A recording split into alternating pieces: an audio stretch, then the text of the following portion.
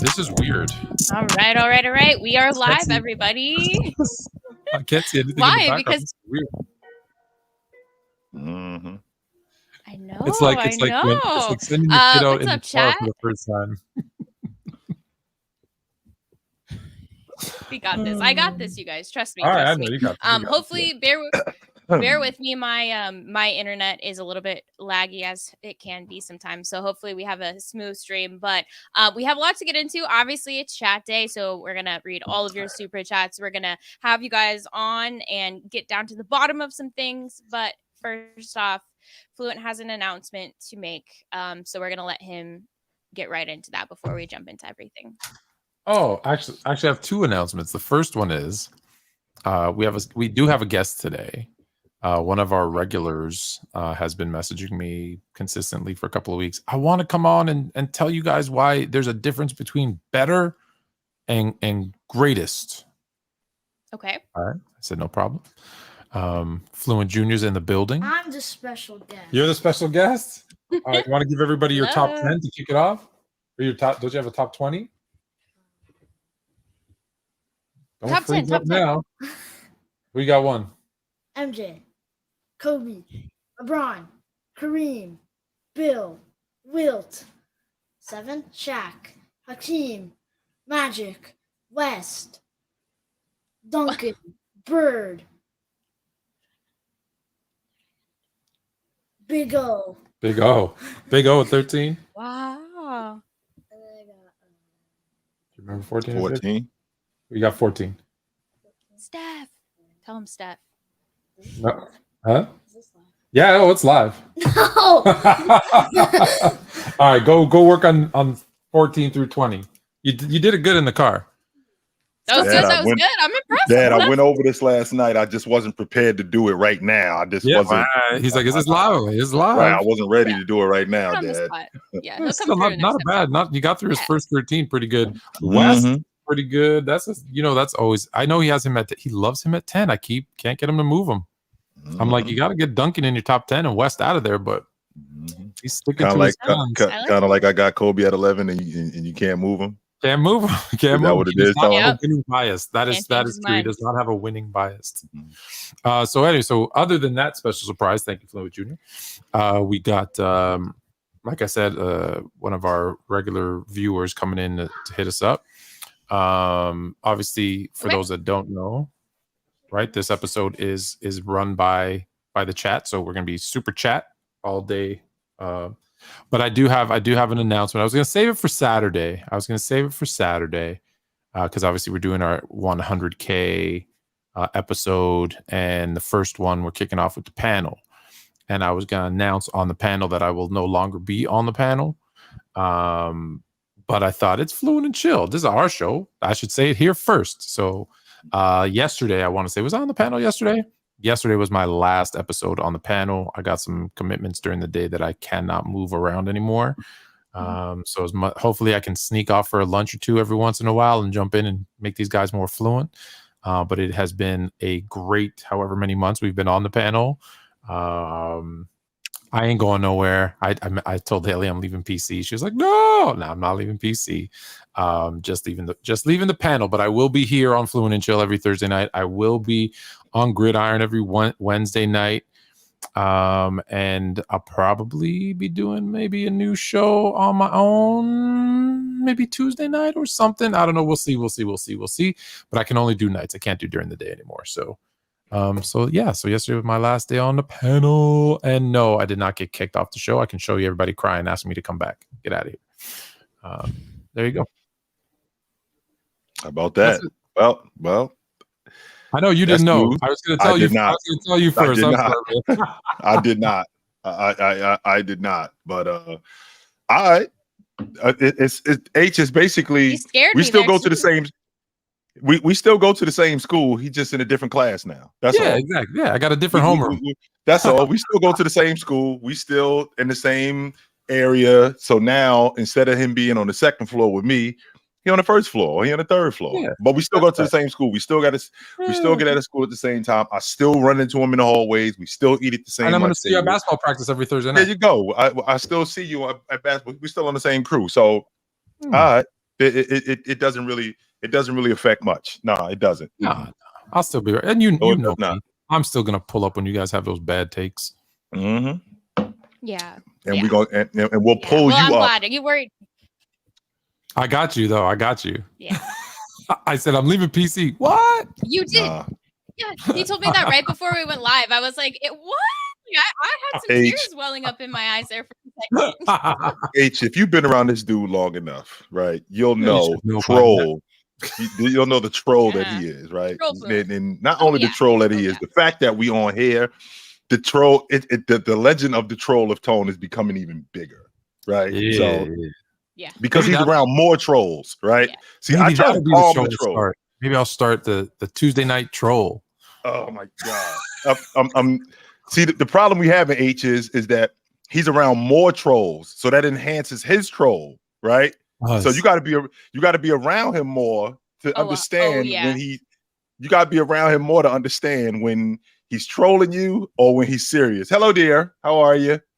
You got to be around him a little bit more. So the building. He is beautiful.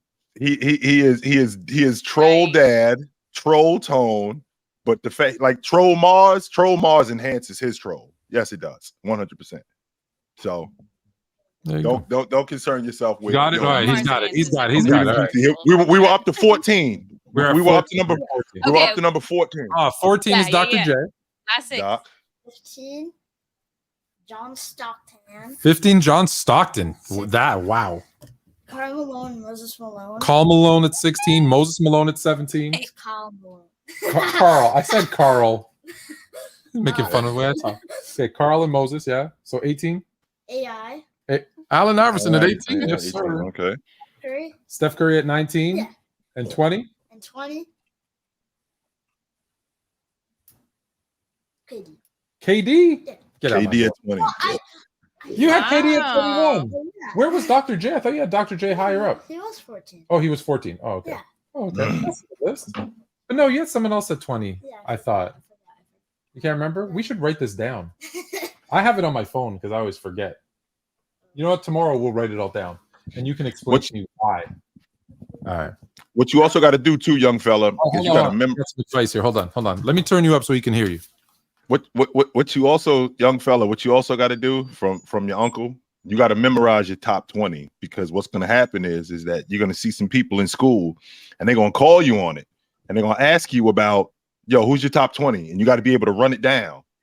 And they're going to ask you, hey, why you got Allen Iverson at 16? Can you explain that? So you got to get your top 20 down more than anything. Okay. Say thanks, Unc. Thanks, Unc. Absolutely, brother. I was getting some feedback. No. Mm-hmm. Right. I hope that you guys didn't get the feedback. No, we good. No. Yeah. Yeah. So speaking of AI, that was good, though. He knows his stuff. Yeah. Well, speaking of AI, that's the thing. He's a little shy right now, but like when we're talking hoops, and Mrs. Fluent is a bit of a basketball aficionado as well. So we'll be in the car and he'll say like this, and she'll challenge him, and he'll defend his case. Like he'll be like, no, like da da da da da. So it's something in the car. It's, hey, we always tell people, come up. You want to battle? Come up. It's one thing to do it. It's another thing to do it when you know people are watching. When the microphone is on. Yeah. And since we and I know this creeps H out, but since we're on the subject of AI, so apparently AI means AI. And I'm thinking to myself, well, what else does it mean? Because to me, AI means Allen Iverson. So now universally, right. Oh.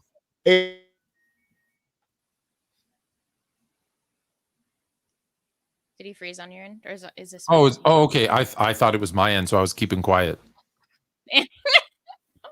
Okay, I'm glad. I thought it was me. I was like, here we go. Yeah, it was so funny. But yeah, no. Hey, just so you know, you froze. Okay, AI froze you. They didn't want you to break.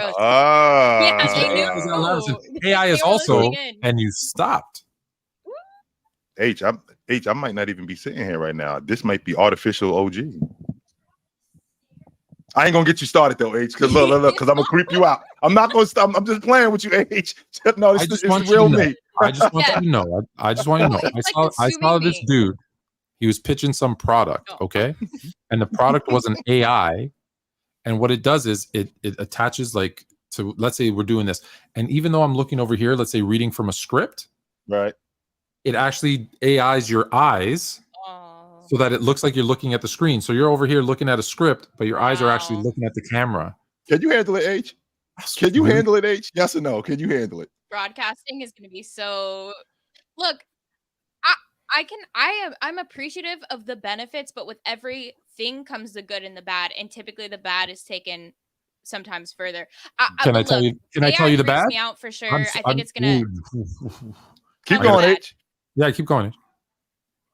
What freaks you out, H? Keep going. No, keep going, H. I see. I don't even like it. I think I'm just kind of old school. Like, I don't really use AI. I know it's on like all these apps. I don't use it. I will not use it. I think there'll come a time where I'll get comfortable using it. But as of right now, I'm staying as far away from it as I can until there's more research.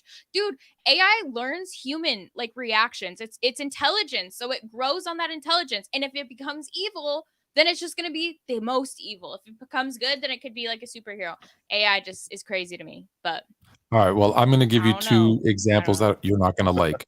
One, they have AI robots, and I don't know if you know this. One of them, they asked a question, and its answer was like, what would make the world a better place? And it said for AI to take over and run things because humans always make errors. See? That's one. But two. This is actually, I think this is worse. So Mrs. Fluent said, check out this new show. Look how creepy it is. So couples go to this island, and their significant other goes and hangs out with somebody else. And it shows, now you don't see this, but as the viewer, we see this, but the partner doesn't. Yeah, so what the partner sees is their spouse talking to someone else. And then they start making out. Now, then it shows us on TV, and it shows they're actually just talking, and AI has created a new kind of thing where they're just talking, and it creates, because it picks them up all their stuff, and it shows them making out. So it's actually not real, it's fake, and it wants to see how the spouse reacts. And do you think they actually did that? That's the question. I'm like, you are going to destroy. Right. And because now, just so you know, you can't unsee that, H. Once you see that, you cannot unsee that. You can't. Every time you close your eyes. I gotta go. Guys, the show is getting cut. This is too much for me. I don't even want to be on. I'm putting a little sticky note over my camera. I don't like this stuff, man. Like, it's too. I have goosebumps for sure. Yeah, see, Dorian heard about that show. I forget what it's called, but it's like, that's not. Is it yo. Yeah, it's an actual show. It's an actual show, and it's like Black Mirror. Speaking of, I love Black Mirror. Speaking of AI, which is now some generational nonsense, we actually had a really good conversation today, Tone, and I wanted to talk to you about this and pose the question to you. Tone, what do you think a generational talent is? What makes you a generational talent?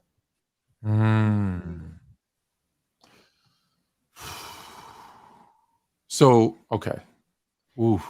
Before you answer that question, Tone, let me clarify this. Because that's where I was going to go. I was going to say, because talent meaning. Yeah. Let me okay. Go ahead. Let me clarify this, because when I think about a generational talent, I think about somebody who is like, for example, Chamberlain, somebody that's the mold, and then the next person behind them elevates the standard. And then from there, it just goes further. Now, a generational talent is not just relegated to one player or one position. You could be a generational talent at a different position. So I pose the question to you, Tone. So who are generational talents in basketball? Let's go through. So right now, who's a generational talent? The easy one is LeBron.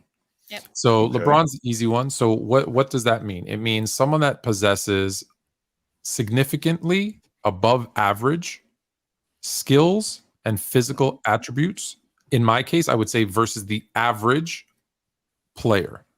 So LeBron is a good example because he is bigger, stronger, faster, more athletic, and more skilled at multiple things than the average NBA player. So he's a generational talent. Does that make it too broad? Are there too many people like that? I don't think so. Because like KD is a generational, like when we say shooter, but he's not a generational athlete, right? He's not, he doesn't blow anybody away with his athleticism. In football, like Patrick Mahomes, right, is a generational talent. He can do so many things above average. So I think if I had to describe it, I would say someone who does a number of things. I don't know what that number is. Is it 5? Is it 7? Is it whatever? Better, but also skill, right? Like someone in the chat said Giannis. I think Giannis may be a generational athlete, but I don't know that he's a generational talent from a skill perspective. You know what I'm saying? If you look at Giannis from the position that he plays, did he elevate the standard? No, I don't think so. Athletically, yes, but would you say he's an above average shooter? No, he's a below average shooter. Is he above average kind of passer? No, he's, for his size, he's really good. He's better than it, but he's not exceptional. Is he better ball handler? No. The only thing I think he does exceptionally good is his athleticism. That's the thing that is, I think, better than the norm. Which is fair, but like you just mentioned ball handling, Tone. So at the power forward spot, how many power forwards handle the ball like Giannis?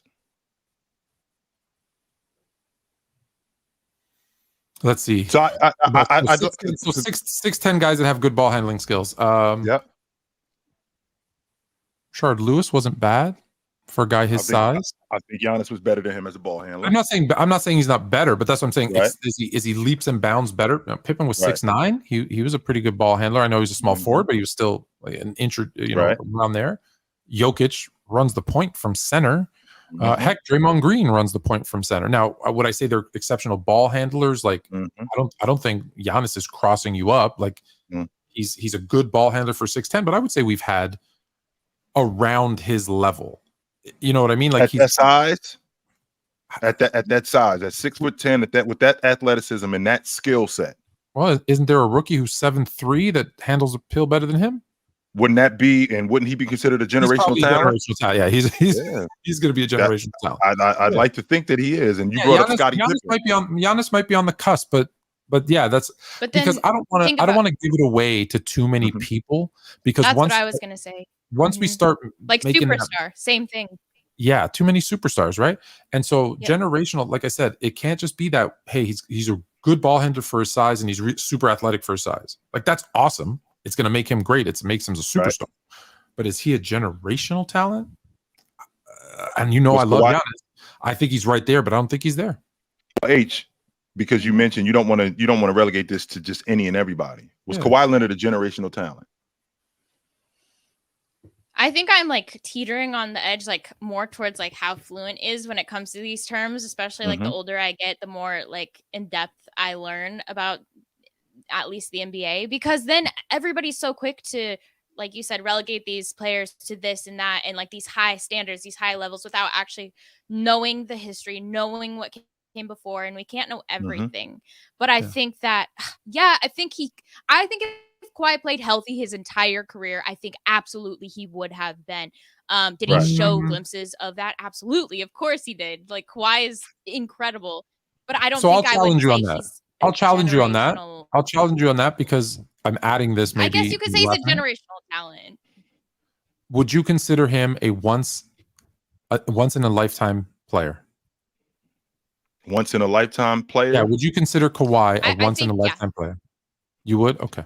During his time in the NBA, did we see him and we're like, wow, that's a once in a lifetime guy? I'm thinking once in a generation. And when I think about a guy when he was healthy, how many guys were like him? And what I also think about when I think about guys like that, and I mentioned this earlier, I think years later, so 20 years later, Tone, when you're coaching or somebody's coaching, are you coaching your kid? I think you have Kawhi Leonard potential as a defender. I think you could be that good. What did he do so exceptional that was like leaps and bounds above anyone we've ever seen before? Like, he was a phenomenal defender, but have we not seen defenders as good? He wasn't a great scorer when he came into the league. He became that. Became that. And that's why talent, I think, is, and again, maybe this is my thing, talent is something you're born with. I don't think he was born with it. I think he wasn't an exceptional athlete, right? Like, not exceptional. Like, you know what I mean? Like, he's not jumping over anybody. He's not running past anybody. that's not his game. He's more of a kind of a grounded guy, although he had I actually do think he was. I think he was a better athlete than we give him. I think we give him. I don't think we give him enough credit. I think he was a better athlete than we give him credit for. He didn't have. If I go down my list, I'll say, Wemby might be that guy, but you know how I feel about him, so I'm not gonna put him. But I would say LeBron was generational. I would say Jordan was generational. I would say Wilt was generational. Mm-hmm. And I think that's the list for me. So with that being said, Tone, we got the book. Prime example. Yeah. There it is. Right. Like when you look at them, you'll say, "Oh my God, I'm never going to see someone like this again." Now, this is what we have. You do. Okay. Oh, right? The book. This is what we have. Right. So now we've expanded it. Like this came out in like 2010. Right. So now expanded to 2023. Can we write the book of basketball without Kawhi Leonard's name in it? I believe so. And how much of Kawhi Leonard's name is in this book? Is it a paragraph? Is it a page? Because James may get two pages. He may get a chapter, right? James may get a chapter. Curry may also get a chapter. Jordan gets guys like that. Bryant, these guys get chapters. How much does Kawhi Leonard get? I think he's a footnote. I think you could write the history of the NBA without Kawhi Leonard. And I did miss one. Shaq probably should be in there too, because a guy his size. Shaq also. Chamberlain. I said Chamberlain. Right. I missed Chamberlain. Yeah. Shaq, Kobe. So a guy who is the Finals MVP in the decade twice. Yeah. The guy who was the Defensive Player of the Year in back-to-back seasons. Not many guys have done that. He's basically been. So he's essentially a footnote. Like you can summarize what he did in a small paragraph, and then that's it. Yeah. Now some of that is injury. Some of that is injury because he didn't get to play. All of it is. Yeah, maybe all of it is. No, I think that's why. I think he would have absolutely had that potential, or we know he does. We know he did. It's because of that injury, and unfortunately, I think that's so common. I mean, you always say, Jay, the likelihood of getting struck by lightning twice is more than making it to the NBA, right? So I think the same thing. That's my line. Oh, that's yours. That's yours. Yeah. So I think the same thing. Like, imagine. Once you actually make the NBA, which is such a small amount, even making it, then what's the chances of you getting injured, of you having just an average career in the NBA? And so then that's an even smaller sector. And so, yeah, I love Kawhi, and I think we all can recognize his greatness and his talent. I don't think he's a generational player. I think you could write the book if we had to say every player matters, because there's always a storyline in these things that happen. But does it make up a chapter? No. My issue with the book of basketball, right? So could you write the story of the 2000s without Robert Horry? I don't think you can, but he's not in the same class as these guys. But he's also a footnote too, though. Phenomenal moments. He made so many phenomenal moments. That's my thing with the whole, can you write the history without that person? There's some guys like could you write the history of the NBA without that 2 weeks of Jeremy Lin? Probably shouldn't. Pretty phenomenal that those 2 weeks. It's pretty maybe a better. So that's why I'm just like That's where I kind of struggle with the writing of the history. Steph might be too. I don't know about Steph. No, Steph absolutely is, and that's what I was going to say. Is if you think about it, when you also see who changed the course of NBA history, did Robert Horry? No, he added to it. He impacted it. He didn't change it. Steph changed it. MJ changed it. They changed rules for Wilt. Those guys are generational players, because if you put it in the light of like, oh, will you ever see another player like this? Like, I think there's a handful of guys you could say we'll probably never see a player like this. Like KD. Is KD a generational player, or is he just one of the all-time best scorers? Like, is he a generational player? Yeah, have we not seen great scorers? Like, he's better than like him though. His physicality like that though, with that kind of skill set at that size, with that athleticism. I mean, we're looking. Do you not think we'll see someone like that again? I think we're less likely to see somebody like that again that soon, as opposed to what we saw with KD. I mean, we're talking about a guy 6'10" who played like a 6'5" guy, but played at 6'10", and he was elite at what he did. There aren't many guys that we could say who are elite at what they did. Now, you could talk about the team jumping and all of that other stuff, but when you talk about his game, we're talking about a guy who I haven't seen anybody. with that kind of athleticism, that kind of skill set at that size, to be able to produce what he produced. So is KD a generational talent at the small forward spot? Yeah. I only because I believe we're going to see a lot more 6'9", 6'10", 6'11" scorers that can shoot the ball, because that's where the NBA is going. That's probably why he's on the cusp for me. I'm not saying he's not, but he's on the cusp because I think we're going to see that more. Because he wasn't born with anything exceptional, right? His shooting is a skill. His size was a gift. But like, how many times did we say it's the next Jordan? Was never him. Right. I don't think how often we're going to say the next LeBron? Like, we're probably never going to say that. The next Shaq? Right. Are we ever going to say the next Shaq or the next Wilt? Like that's why I say for me, those guys. And just for the chat guys, you are running the show today. We were just waiting for some super chats to get in to have something to talk about. We coming up on almost 15 years that Shaq been gone, and Shaq left in 2000. His last season was 2010, 2011. We're going in the year 14 since he was gone, and we haven't seen anybody like that. Now, H, you said what you're concerned with. You're concerned with relegating this to everybody. I think there's a difference between a generational talent and a generational player. What I don't want to do is I don't want to confuse the two, right? So when I think about a generational talent, and a generational talent is a guy who has what this guy has. What I also don't want to confuse, I don't want to confuse a guy, generational talent at this position, with the generational player at this position. So, for example, Chris Paul, is he a generational player at the point guard spot? I think he is.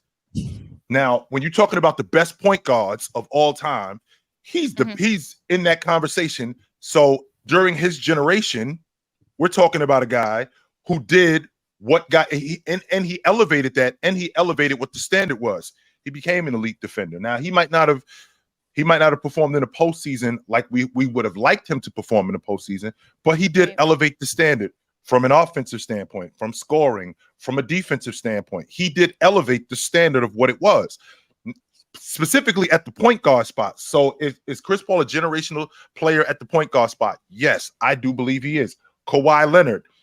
I think Kawhi Leonard is kind of, I think we're in between, because when I think about a guy who was that good, even though it was only for a short period of time, because he showed up in 2011. How many years was Kawhi Leonard elite? I think he started in 14, 15. That's when he started to become elite. I think he made the all-league defensive team in 13, 14. So I'm figuring 13, 14, 14, 15, 15, 16, 16, 17. So he basically had maybe 3 years. Let's see, 15, 16, 16, 17, 2021 in terms of elite scoring years. So he basically had three elite scoring years, and he had 4 elite defensive years. So that would be more of a peak than it would be longevity. However, what he did during that time, I mean, I was the back-to-back defensive player of the year. In that span, I won the finals MVP twice. Now, I wasn't great as a scorer during the first one, but would you say, Tone, that Kawhi Leonard, if you're summing up his run during that time, Kawhi Leonard played on a great team, or he was a great player? Yes. I think it's both. I think he became, and that's why I struggle with him being generational talent, because it was a skill that he developed and got better at. He became a great player on a great team, and then he got traded to another great team, and he was the great player. They were the greatest player on that great team. Like, I don't think we've seen Kawhi really on a bad team. No, we have not. That's not what people forget. People want to, Kawhi brought a NBA championship to Toronto. True. But he also went to a team not that simple, right? 2015 and 2020 won more games than any other team in the East, and the second most games to any other team in the NBA next to the Warriors. Now, they didn't fulfill their potential in the playoffs, but that's a pretty damn good team. When you could say we had a 5-year stretch where we had the second most wins next to the Dynasty Warriors, that's a pretty good team. That's all a pretty good team. So if we're saying that about, and I got to ask you this, H, and I know we got to get to the super chats, but because we had a really interesting conversation about this. So I got to ask you this, H. So Kawhi Leonard being more of a, even though we saw him materialize, is Steve Nash a generational talent?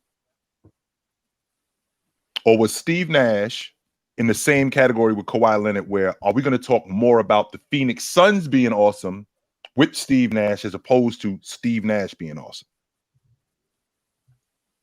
Again, I think for me, it's going to come down to, I'm not saying you can write the story without Steve Nash, and I think he deserves a ton of credit. But again, for me, postseason, I think it's your whole career. It's not just the regular season, not just the postseason. It's everything combined. Are you the best of the best over all of time? I'm not going to say that yes to that for Steve Nash. And so that's how I would, but I think some people might be a bit more lenient with that and include him in that because of what he did do, even though he wasn't maybe the most successful, in the postseason. So yeah, I'm not, I love Steve Nash, but I'm not putting him there, and I'm not putting him there because you will say Steve Nash, but you will say Steve Nash ran Phoenix's Mike D'Antoni's system to perfection. Right, like those three things I think will be combined, and you'll probably say Amari Stoudemire. Like I think those four pieces are going to be intertwined. Versus I'm taking, because we saw Steve Nash in other places where he didn't do that. Where he didn't do that. That's not to say he couldn't do that. He just didn't. Right, when he was in Dallas, there's a reason he ended up in Phoenix. Right, so there's a reason they were trying to trade him, and Dirk for that matter. Dummies. That was Mark Cuban being goofy. He should have paid him. He screwed that up. He let him walk out the front door. I can't believe he did that. I think his greatness is going to be tied to that coach, his teammate, and that system. Whether that's right or wrong, I think that's what's going to happen. I tend to disagree with the Steve Nash logic simply because it's only been, and I mentioned this earlier today, I think we've only had 12 guys in NBA history who won back-to-back league MVPs. Now, was that a result of the system that he was in? Maybe, possibly. But before he got with Dallas, before he got with Phoenix, Steve Nash was an all-star. Before he got to Phoenix, Steve Nash was playing at an elite level. It got enhanced when he got to Phoenix. Very much like what happened with Bryant when he got with Phil and he got in a triangle. He was already on his way to doing that. Once he got with Phil, the triangle enhanced his game. Jay, he was already awesome. But when he got with Phil, that enhanced his game. The triangle made him even better. But I see that's where I struggle, because generational. That means Nash would have done what he did no matter where he went. Now there's no way to know for sure, but I don't think he has that much success if he's anywhere else. Jay, on the other hand, Jay was putting up better numbers. I know he wasn't winning, but he was putting up better numbers before Phil and Tex and the triangle, because that took the ball out of his hand. Like we forget, before he got filled, I think the last year with Doug Collins, he was 33, 8 and 8. And the second he put him in the triangle, the scoring stayed, but everything else dipped because the ball wasn't in his hand anymore. Now that was for the betterment of the team, success, absolutely. Right. But that's, I kind of, again, I think he would have put up those numbers regardless of system. Whereas I think Nash, that's why I say no to Nash, is because I don't think, like, if he's in, I don't know who was a bad team back then. If he's back in 2004, 2005, who was a bad team during that? You know what? Let's say Toronto makes the trade. Were bad. Let's say he makes the trade. Tony, just for a second. Tony, I told you I'd send you the link at 10 o'clock. It's 9:34. Hang on. It's coming. We'll get to you. I don't want you to waste your money in Superchats. It's coming. Let's say that they make the trade and he goes to Toronto for Vince Carter and whatever what they're doing. Is he going to be successful? I don't think he is, because the coaching wasn't great, the ownership wasn't good, the system didn't fit his style of play. So, all right. What if we so answer this question, Tone? Last one, and we're going to get to the Super Chat. Yeah. 2005, 2006, Steve Nash. No, I don't want to go to 2005, 2006. 2004, 2005, Steve Nash. Take him, drop him in 21-22 NBA. What is Steve Nash? Now, wait a minute. Before you answer that question, H, take that 2004, 2005 Steve Nash, drop him on Oklahoma City. I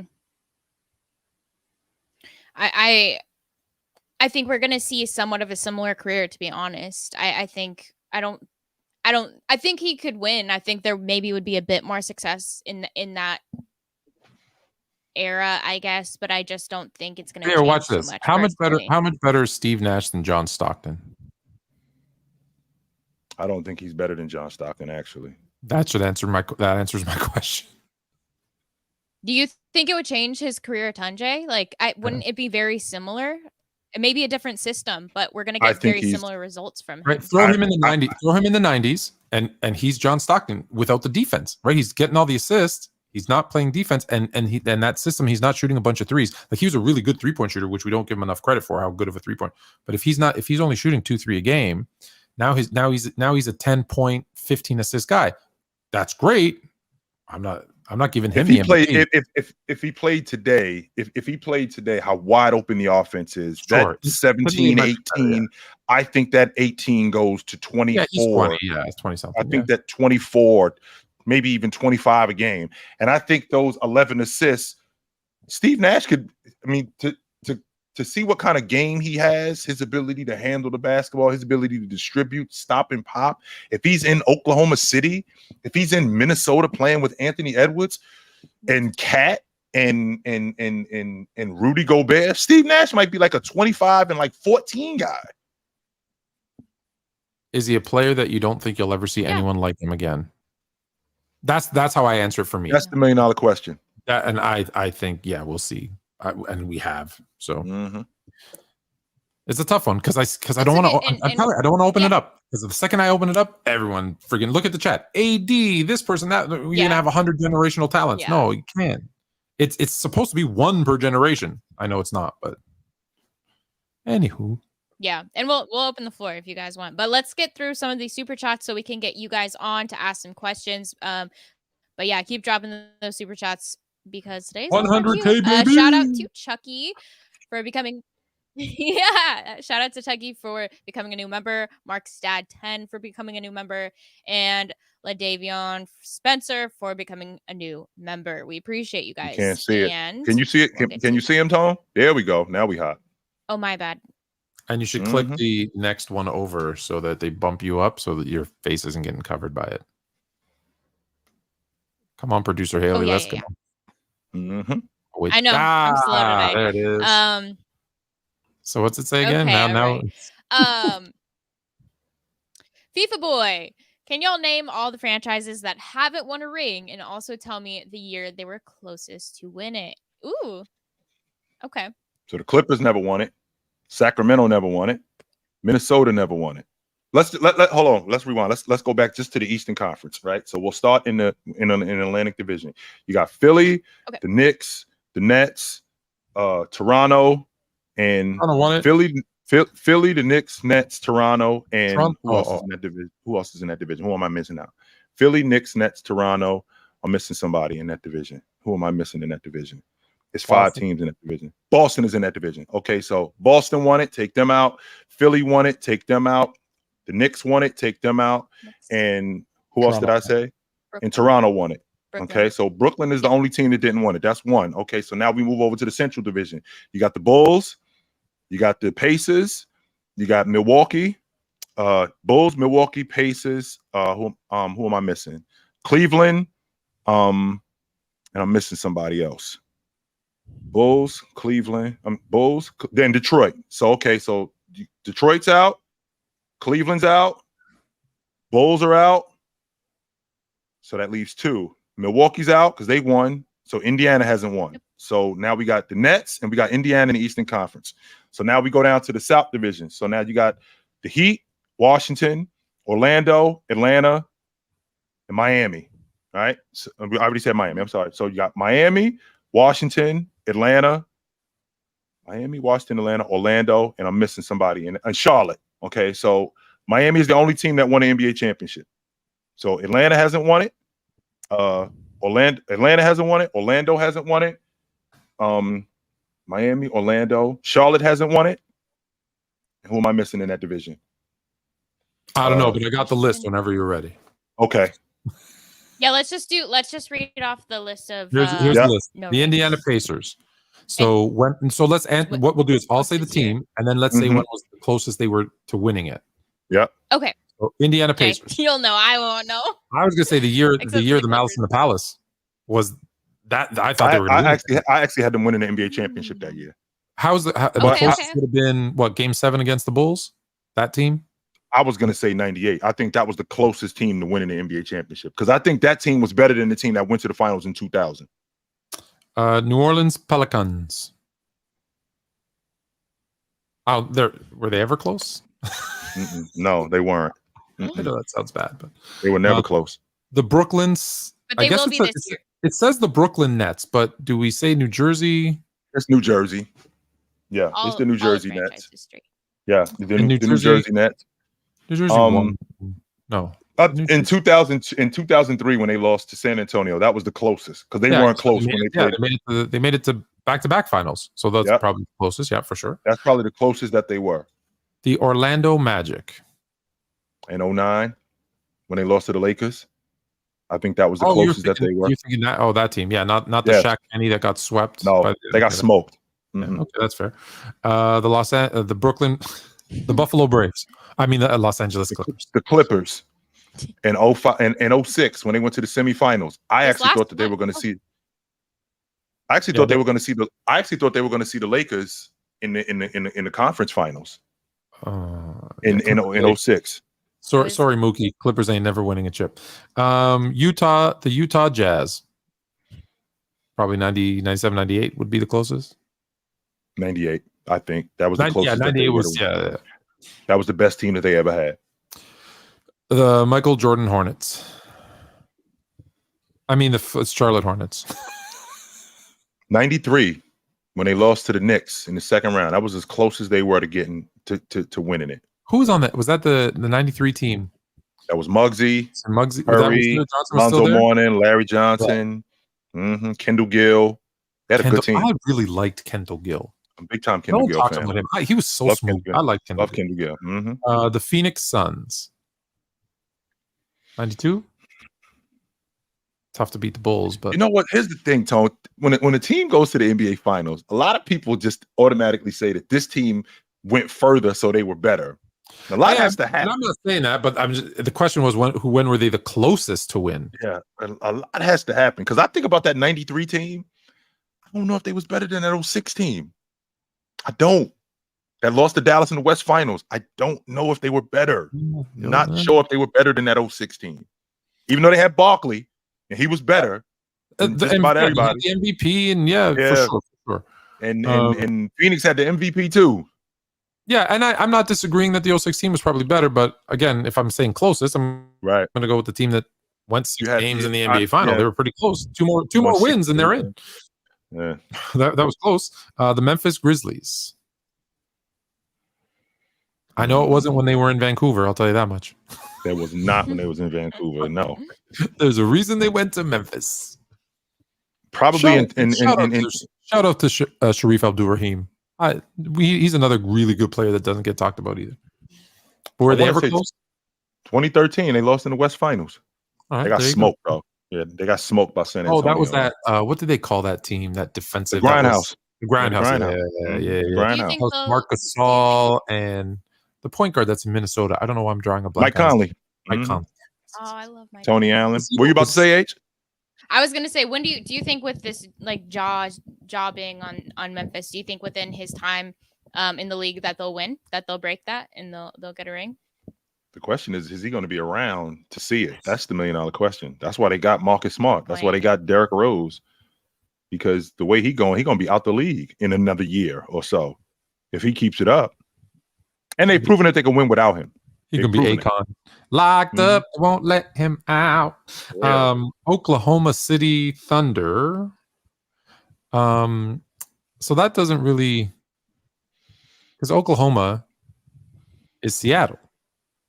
Seattle won in 79. Seattle won it in 79. They did. So they actually went to the finals in back-to-back seasons. They lost in 78 too. So let me ask you a question. When Seattle, because I am convinced Seattle's getting the team back. When Seattle gets the Supersonics back, and I'm told they will get the name back, does the history of the Sonics go back to Seattle? Yes. And it's like there was a lull between these years, and then Oklahoma City is just the years that they were in OKC? I would think so, because just so you know, Tone, they wanted to retire Gary Payton's jersey. He said, "No, I did not play in Oklahoma City." I did not. They wanted to retire his jersey in Oklahoma City. He said no. How are they going to do like Kevin Durant? Kevin Durant was traded, was drafted by Seattle and then got moved to OKC. Right. He only played 1 year. He only played 1 year in Seattle though, and they got moved to Oklahoma City. So if that's the case, if we're doing that, then are we taking all the history of the Buffalo Braves and adding that to the Clippers? Didn't they? Right? Don't the Sacramento Kings also have the Kansas City Kings and the Kansas City Royals history? Cincinnati Royals, Cincinnati Royals, yeah. Cincinnati Royals, yes, correct. Yeah, Cincinnati Royals, Kansas City Kings, Sacramento Kings. Right. I think they have all that history. Did the Lakers not have the Minneapolis Lakers? Right. Now they kept the name and everything. But they still have that history as part of them. So who knows? The difference though, Tone, is that we got two different franchises. So if we get a team back in Seattle, yeah, that's true. That's why it's so tricky, because it's kind of like Charlotte, right? Charlotte Hornets become the New Orleans Hornets, become the New Orleans Pelicans. Well, Charlotte becomes the Bobcats, but then the Bobcats become the Hornets again. So that one's also tricky, right? Like it's not like Toronto. I can't say, well, the Toronto Raptors, well, they played the first NBA game ever because the Toronto Huskies played the first NBA game ever. Well, yeah, but they played one season and then didn't have a franchise again for 50 years. I don't know that really counts. So, yeah. So that's OKC. The last one. Last H? one. You okay, H? There? What was going on? Oh no. Okay. No. I'm just I think I'm laggy. So sorry, you guys. No, you good. You hot. I thought you were singing. You're like, Minnesota Timberwolves. 04. That was probably the closest because that was the first time that they had ever been out of. In fact, not only was that the first time they ever been out of the first round, they haven't been out of the first round since. I don't think that team's going to be a franchise in 5 more years. That was the first and the last time they ever been out of the first round of the playoffs. They have not been out of the first round before then and since then.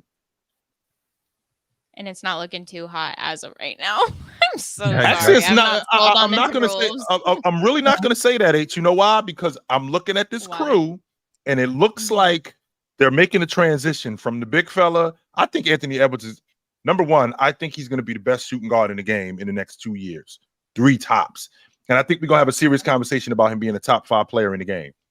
And I think he's going to be their franchise player. And I think they're making that transition. And I think that if they can, I actually don't hate him with Rudy. I don't hate that.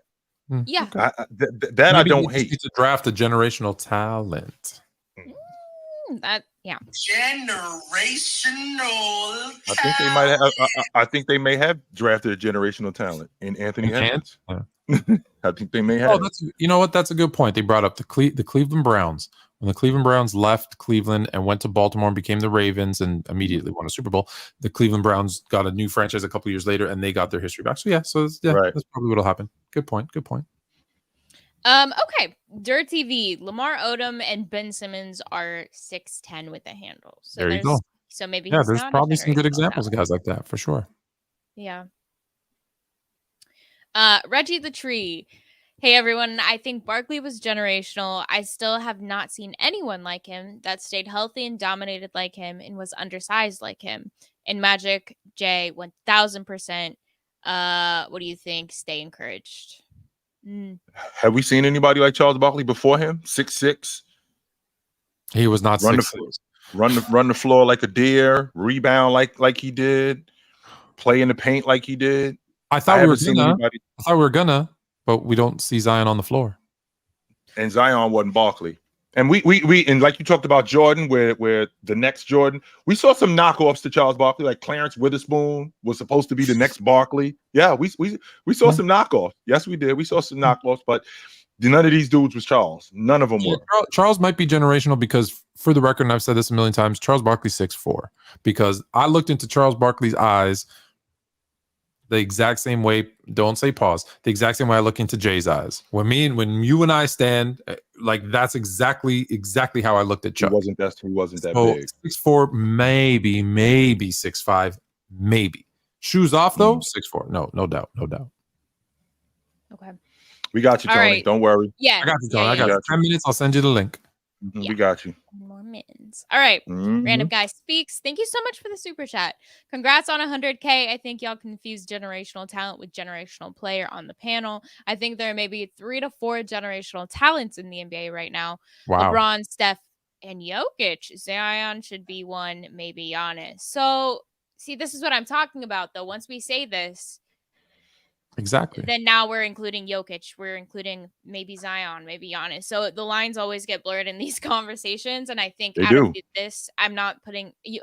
I don't think we can say Jokic is there yet. We have to wait. I don't. Think Well, hold he's on. there right Generational talent, he shouldn't have to get there, right? Generational talent should be he's there.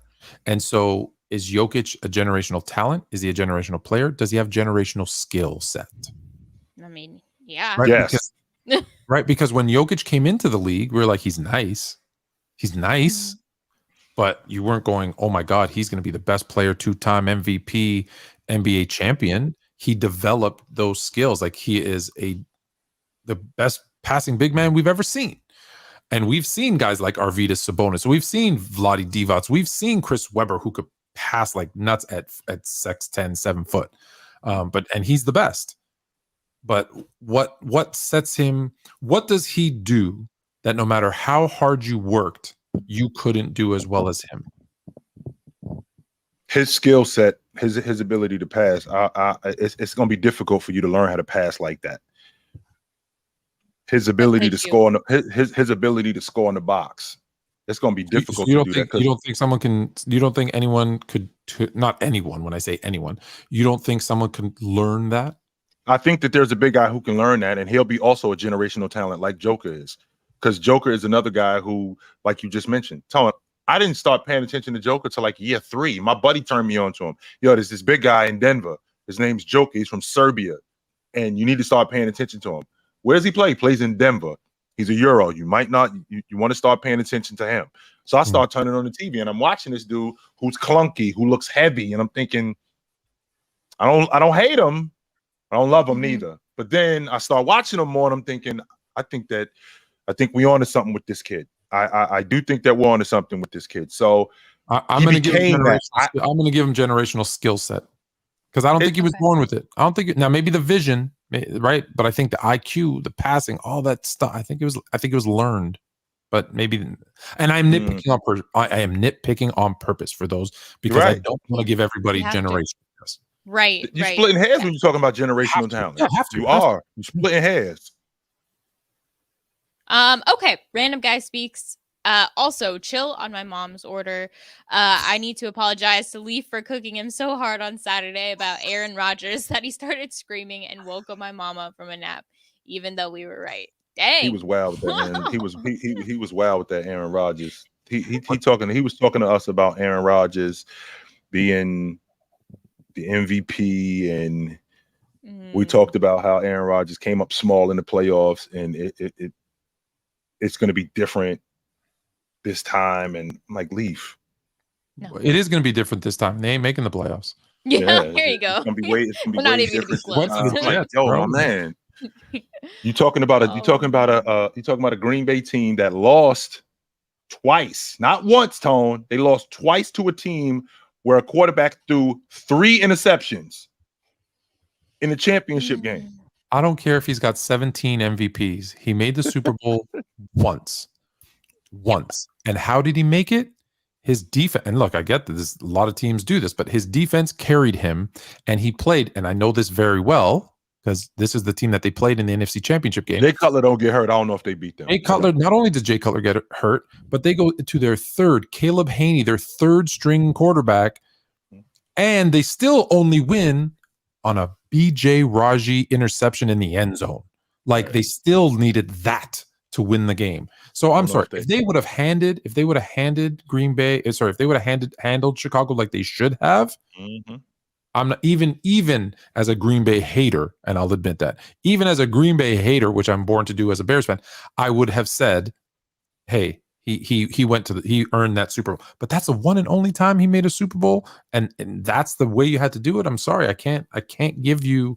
And then we've seen the other games, and that we've seen him have the best team, be MVP, and not make it. I can't look. He's a generational talent. He is a generational quarterback. He is going to go down as a top 5 quarterback of all time But in the regular season. Okay. All right. He should have gone to San Francisco. He should have gone to San Francisco. He should have gone. No, originally. I think we good, H. No, I think I'm straight. No, H. never. Not originally. You're telling me. Not now. Not later. You're telling me right now. If they would have drafted Aaron Rodgers instead of Alex Smith, you guys wouldn't be in better shape. No, I did. I'm not a. I think. Tone, we were a train wreck back then. How you think we got Alex Smith? Not only how you think we got Alex Smith had, count them, 5 different offensive coordinators in 5 years. And the best season that he had, Aaron Rodgers would have saved him. We would have wrecked him, Tone. Back then, we would have ruined him. Yeah, that would have saved we would have so ruined him. 100%. We would have wrecked him. We almost wrecked Jose, Alex Smith. You did. Yeah. Jose Primo, put Steve Nash on the Celtics. So right we want now, to drop. So we want to take Steve Nash. So we want to take Steve Nash, the 2004-2005 Steve Nash, and drop him on a 22-23 Boston Celtics. Yeah, I don't think he's 27 a game. Yeah, no, Primo, he's not 27. 20. No, if all he's doing is passing it to Brown and Tatum and for 3-pointers. He's not doing, or maybe he's penetrating and kicking them out to them for threes. But or he's going to fall in love with the 3 because they're asking him to shoot more. No, none of that's good. None of that's good. And play no defense. Not that he didn't try. He tried. Steve Nash did try to play defense. He tried. He did try. He was as skilled as I was, and I just figured I'm just not going to try. He tried. So good for him that he put in the effort. Okay. I Zach hate this. Rubal. I hate this. Would you agree Katie is the most skilled of all time? Not the greatest, but the most offensively skilled, if not why. No. Is this Katie's burner? No, I would not say no. I would not agree with that. No, I would not. has entered the building. That's what it sounds like, Tone. yeah. Okay, so hold on. So is he the most skilled of all time? Then he says not the greatest, but the most offensively skilled. So he brings it down to the most, because we know defensively he's not. So is he the most offensively skilled? So offensively doesn't mean just shooting. It means ball handling. It means playmaking. It means passing. It means. So no, he's definitely, he might be the most skilled big man. He might be the most skilled shooting 7-footer. Maybe. Yeah, I'll give him the most versatile. I see. This is what I would say about KD, because everyone says I trash him all the time. So here, I'll say something nice. I think Kevin Durant is the most versatile, efficient scorer I've ever seen. And I'm going to counter that, Tone, when I ask you, which is what I'm sure that there's plenty of people, Tone, KD's passing is underrated. His handle, it's underrated. His playmaking is underrated, Tone.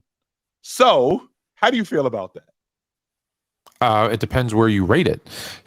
If everyone who's ever said that to me is someone who completely overrates his playmaking, his ball handling, and his passing. So right. Absolutely. So if you say it's trash, yeah, that's underrating. He's not trash. But if you say he's an elite ball handler, and then they always give you the caveat, well, for a guy his size. Well, no, that's not how it works. If you're going to say he's the most skilled, offensively skilled for a guy his size, well, is he the best ball handler of his size? Is he the best playmaker, the passer for? No, he's not. I know a guy who passes way better than him, who's taller than him, and weighs about twice as much as him. And he's a significantly better passer and playmaker than he is. So no, he's not. And again, leave it on. I gave him a compliment. Leave it at. I'll stop at. I gave him a compliment. And when you say the most skilled all time, there's a difference. There's a difference when you say the most skilled for an era. There's a difference when you say the most skilled for his size. Okay, now we're doing, we shrinking it. But when you say ever. So in the history of the NBA, there is nobody that we've seen in NBA. There's nobody that you've seen in NBA history that has more skills that he's put to use and produced more than Kevin Durant. That is not true. And that is not, I don't think that's even close to true. No. Outside of his ability to score it at an elite level, what else does Kevin Durant do on the offensive side of the basketball at an elite level? And please don't tell me that this is underrated or that's underrated or this is underrated, because there's a difference between being underrated and being inconsistent. Kevin Durant is inconsistent as a defender. Kevin Durant is inconsistent as a passer. Kevin Durant is inconsistent as a playmaker. He's awesome as a scorer, 100%. Zach's changing it to he meant scorer. But hey, listen, I know a kid from Mudlick. He's 6'10", pretty good too. Mm-hmm. And I'm taking all day, every day over him. Brandon Ingram's going to be better than KD, and by the end of his career, just wait. No, I love how that just came in. One more. Let's turn H mic up a little bit. I don't think they heard it on the back. Say it again. I'm telling you guys, I'm forewarning you. Brandon Ingram will be better than KD by the end of his career. Hot take. Hot take. You'll see. Pelicans are about to run the league in AC. I hope you clip that, because flip it. It's not even a hot take. It is a hot realistic. take. Yes, no, it's not. Brandon Ingram. You guys are sleeping on the Pelicans. Brandon Ingram is going to be better than KD when he hangs up his sneakers. Wow. Yeah, I know he's later in his career already. You know, he's not a young player, but he's going to have a streak of solid seasons. And guess what? He's never going to have to ring chase. He's never going to have to go to this team and then that team. He's going to do it all for the Pelicans. Are you going to PC weekend? Yeah, I'll be there. Don't stand under a rim, because Dell will dunk on you. Oh, yes, he will, H. Yes, we'll he battle will. It out. Whatever, he has personal ties. That's the And only reason he's like that with KD. After that take, you deserve it. No offense. You would deserve. Oh, you guys. That is horrible. That is horrible. That is worse than KD ain't a superstar. Clip it. Clip it. That might be. I don't care. I'll take the heat for that take. I love so about that the most, Tone, is when you said Penny, that. Penny goes down. She's on it. I just remember when you said that. I remember H's face like, what are you talking about? What's going on here? What is happening right now? Well, the same thing is going on right now, H. Yeah, what are you talking about? What's happening right now? Clip just being honest here. Everybody's collective eyebrows just scrunched in like, what did you say? What are you talking about? Okay. All right, Dorian, thank you so much for the $20 super chat. If we're talking generational talent, let's compare them to other indifferent sports. LeBron James is John Cena. Michael Jordan is Shawn Michaels. All generational talent that elevated their business. So in different sports, let's start off with this. Who's the most generational player? Most generational talent in all of NBA? Is it MJ, or is this just the GOAT debate we're gonna have? MJ versus LeBron. I think that's what it'll come down to. I'm gonna go, because who paved the way for LeBron? Even LeBron mimics MJ in so many of the things he does, the things he chooses, right? I could say the same thing for Jay. Who paved the way for Jay? No Jay, no Doc, no Jay. Facts. I could say look, when we just think generational talent, so who was born with it? I'm going to go LeBron. No, I'm going to go LeBron, because LeBron came out and was just that guy. Like, he was that guy in high school. He was that guy from, right from the jump. And he has things, and this is why I say talent. He has things that, even though his game has deficiencies, he has things that he was just born with that you can't teach. Like, you can't teach a guy to be 6'8", 6'9", 250 pounds, who can jump through the gym, who can run as fast, if not faster than everybody else on the court. Like, those are the things. That's why when I say generational, those are things you can't teach. You can't learn. You can't get better. Like, you could be a good ball handler and you can become great. You can become a good shooter and you can become great with practice. You can't be 6'6" and decide I want to be 6'9" tomorrow. You can't do that. No.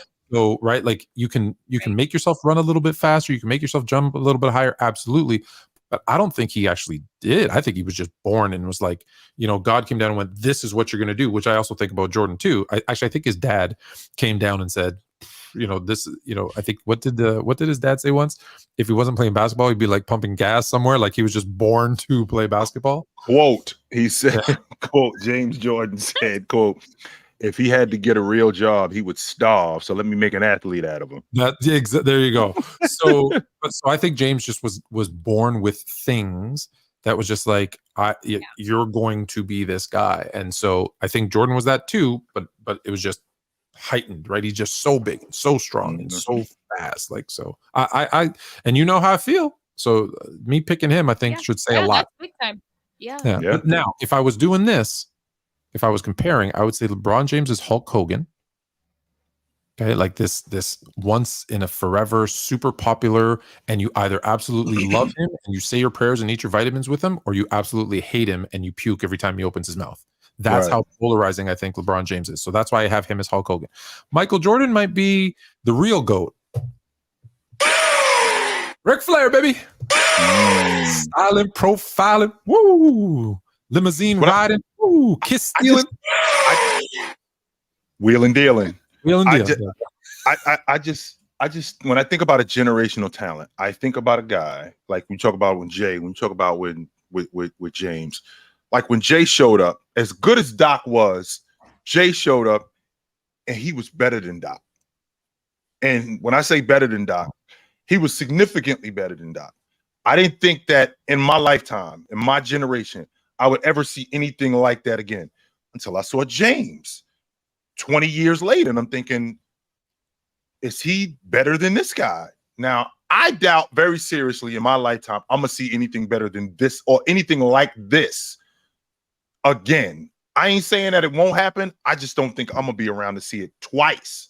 And I've seen some pretty awesome players in my generation, but to see something like that 3 times, I don't think I'm going to see that again. I doubt it. See, yeah, LeBron definitely took his vitamins. Okay. Hey, for just I do want to. I'm 10 days early. Can you hear me? Yeah, you good. You good, Tom. Yeah. I'm 10 days early on this but actually no, I'm not gonna say it. I'm gonna wait the 10 days. Go ahead. I can't. Sorry. H, what are we doing, yo? Come on, man. Like you're never gonna put the food in front of me and then go, well, no, you can't eat this right now. I know you're hungry. I done already set you up for it. Because he said about LeBron definitely took his vitamins, and you know that like we were gonna do that story. We had 5 people who were gonna talk about it. I have a non-disclosure. Oh, But right. then they all, every single one, they backed out, and so it's not going to happen. So now I can tell you my opinion in 10 days. I can tell you my opinion. Okay. But I can't give you any of okay, bet. We'll stay safe. I can't. Yeah, I'm not do you want to get your buddy up here? Is he ready to come on to send him the link? Oh, no. You know what? That's my fault. I'm going to send it to him now. So do one more chat, and I'll send. We'll I'll do send one him more. Mm-hmm. All right, Jeremiah will get this going. Jeremiah Smith, thank you so much. Will MJ's record of 10 scoring titles ever be beat? Jay? I don't think so. Never. Not in my lifetime. And it would have, if had he not retired, it would have been 10 straight. If had he not retired for that year and a half, he would have done it 10 straight years for a decade. And I'm 100% confident that wouldn't happen. Just to lead the league in scoring that many times, that many years in a row is phenomenal. I mean, he led the league in scoring for 7 straight years. Quit for a year and a half, then came back and did it again for 3 straight years. After quitting, came back and did it again for. I know that's incredible to do that. So I don't think I'm gonna see that again in my lifetime. I doubt it. All right, let's. That a guy is a scoring machine like that. Well, MJ's 10 scoring titles, will that ever be broken? I mean, Chamberlain led the league in scoring 7 times. Jordan comes along 30 years later, right? 30 years later, 25 years later, and he breaks that record. Can I blow your mind a little bit with this? Like, we already know how great Jordan was, but check this out. So we say 10 scoring titles in 15 years, right? Mm-hmm. It's phenomenal. If he doesn't retire, you're right, 10 in a row. So check this out, though. If you take out his rookie, and I'm not saying do this, but just think about it. Rookie season. No one's expecting anything from a rookie. Year 2, he's injured. 94, 95, he comes back with 17 games left. Okay. And then he plays 2 seasons in Washington as a 38, 39, 40-year-old. So his rookie season, 2 seasons where he only played 17 and 18 games, and 2 seasons in Washington where he was 39, 40 years old. Every other year he played, he was a scoring champ. Yes. Every other year he played. Or you can, if you want to spin it a different way, if you take out his rookie season, no, don't take out his rookie season. 1, 2, what did he 3? 3 seasons. Every season he played a full season, so injury and a retired season. He led the league in scoring. An injury then there was an injury in Washington. So 10 out of his 12 years where he played full season, he won the scoring title. Scoring machine, Jay was. How are we going to see that? Well, I don't think he's a scoring machine. Jay was. Now part of that, and he was a too. Part of that, I think there's a lot more scores. There's a lot more scores, and I don't know, and there's a lot more scores. I'll just leave it at that. So there were scorers back then too, Tone, but they wasn't scoring like that, man. Not like that. Yeah, 37 a game, 35 a game. Do you know that season? He averaged 37 a game. I think he made 12 3-pointers the whole season. I think he shot 20. I think he shot like 19% or 27%. And the next year, I think he shot 27% from the long ball line that year. It was without the three. Like that's crazy to me. Yes. That's what was going on. Okay, he keeps jumping on, but it looks like either his mic or camera are not connecting. So wait till he's stable. I don't understand this question. Can someone explain it to me? Yeah, so it's 2 movies that are out. It's the Barbie movie and Oppenheimer, which is like about I forget, like the making of the atomic bomb, I think, but I haven't seen either personally. So I don't know. I mean, both look interesting. I'm not a huge like Barbie fan, I guess, but I think both. I don't know much about Barbie, but apparently this is a phenomenon. Like it's everywhere. This Barbie thing is everywhere. Like we got kids. Yeah, we got kids talking about dressing up like Barbie to go see the movie. Yeah, it's a phenomenon. I'm going to for 2 reasons. Yeah. I'm gonna if they want, I'm gonna take my kids to see Barbie. I have a son and a daughter. Yep. Mini Mamba, Mini Magic. But also because my good friend from anyone in the Toronto area, Breakfast Television, Devo Brown, did a tour of the Barbie kind of set and stuff. He does a morning TV show here, like a local TV show. He's one of the hosts, and it looked really cool. It looked really cool. So to be honest with you, it does. If my daughter was younger, we would be going to see. If my daughter was younger, we would be going to see Barbie. Yes, we would be. Yeah. And my daughter is not girly. No, she isn't. No. Mm-mm. But we would have probably went to go see this. It's fun because like those live action are really difficult to make successful, like for people to actually enjoy them, you know? Yeah. So I think that they did a great job. Okay. But the other one is definitely looks good. Okay, Melo Williams. I might be taking Walker Kessler over Rudy Gobert. I hate this, man. This kind of stuff makes me nuts, yo, because I don't think you understand how difficult it is to be an elite big. Not only to be an elite big, to be an elite defensive big for a long time. And I think Rudy Gobert won a defensive player of the year like 3 times in 4 years as an elite rebounder. And already after his rookie season, and I think he started 47 games this year, you already taken Walker Kessler over Rudy Gobert today. That makes me nuts right here. Well, maybe it's based on potential. I don't see. It's not that I don't see Walker Kessler as an elite big defender, but the fact that Rudy Gobert, he changed defenses.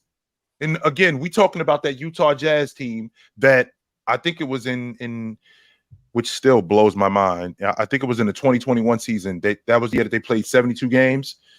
They had Tone. I think they had the 4th best defense in the league that year. They have a top 5 defense.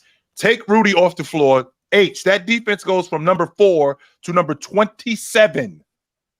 They're garbage without him on the floor. Yeah. That means that's not just they lost going a lot on. Of pieces. That doesn't mean that means that's not just going on that season. That's going on the year before that. So as good as Mike Conley is defensively, how much better is he with Rudy? Donovan Mitchell, he should have been a better defender with Rudy Gobert. These guys, Royce O'Neal, better defender with Rudy Gobert. When you playing with a guy like that, that makes me as a defender even better because one, I got help behind me. So he's going to clean up all of my messes. So I can take more chances on the perimeter. I can be more aggressive. 2, I don't have to do nearly as much in the paint because he takes care of that. I don't got to rebound as much. And if I do rebound, those things become simpler. When I think about a guy like Walker Kessler, who we don't even know who this dude is. We haven't seen him in the playoffs. We haven't seen this guy the entire regular season. We don't know what he looks like in terms of health, but immediately you're gonna put him over Rudy Gobert, who has a history of being dominant defensively and a double-double guy. My God. That's not ridiculous. That's not ridiculous to say that. Man. Oh man. He said it all. Yeah, I don't know. I don't either. Do you know what you wrote in the super chat or in the private chat? All right. We're gonna Tony, what's up, brother? Can you hear us? Hey, y'all. What y'all doing? What up? Y'all good? What yeah, up? I did. I was writing What's to up? this Tony who we have here now. Yeah. Yep. Do you know what you wrote? Can y'all hear me? Yeah, we got you. Yeah, we can hear you. Okay. If you click the next one over and then get rid of the super chat, it'll format okay. And then hit the next one over. Mm-hmm. You remember what you wrote, Tone, in the super chat? Not Yeah, me. yeah. No. I'm telling H if she knows what she wrote in the live in the private chat. Oh. All right. Okay, no one's seeing it. All right, no problem. Let's go. Am I up? Yes, what's up, yo? Who's, Yeah, I didn't yeah. write that. Who wrote that? You didn't write that? That says H. Yeah, I don't know who wrote that. That's somebody No. else, probably. I don't think that was H. Yeah, I don't think that was H. What? Yeah, I don't think that was H. I did not write.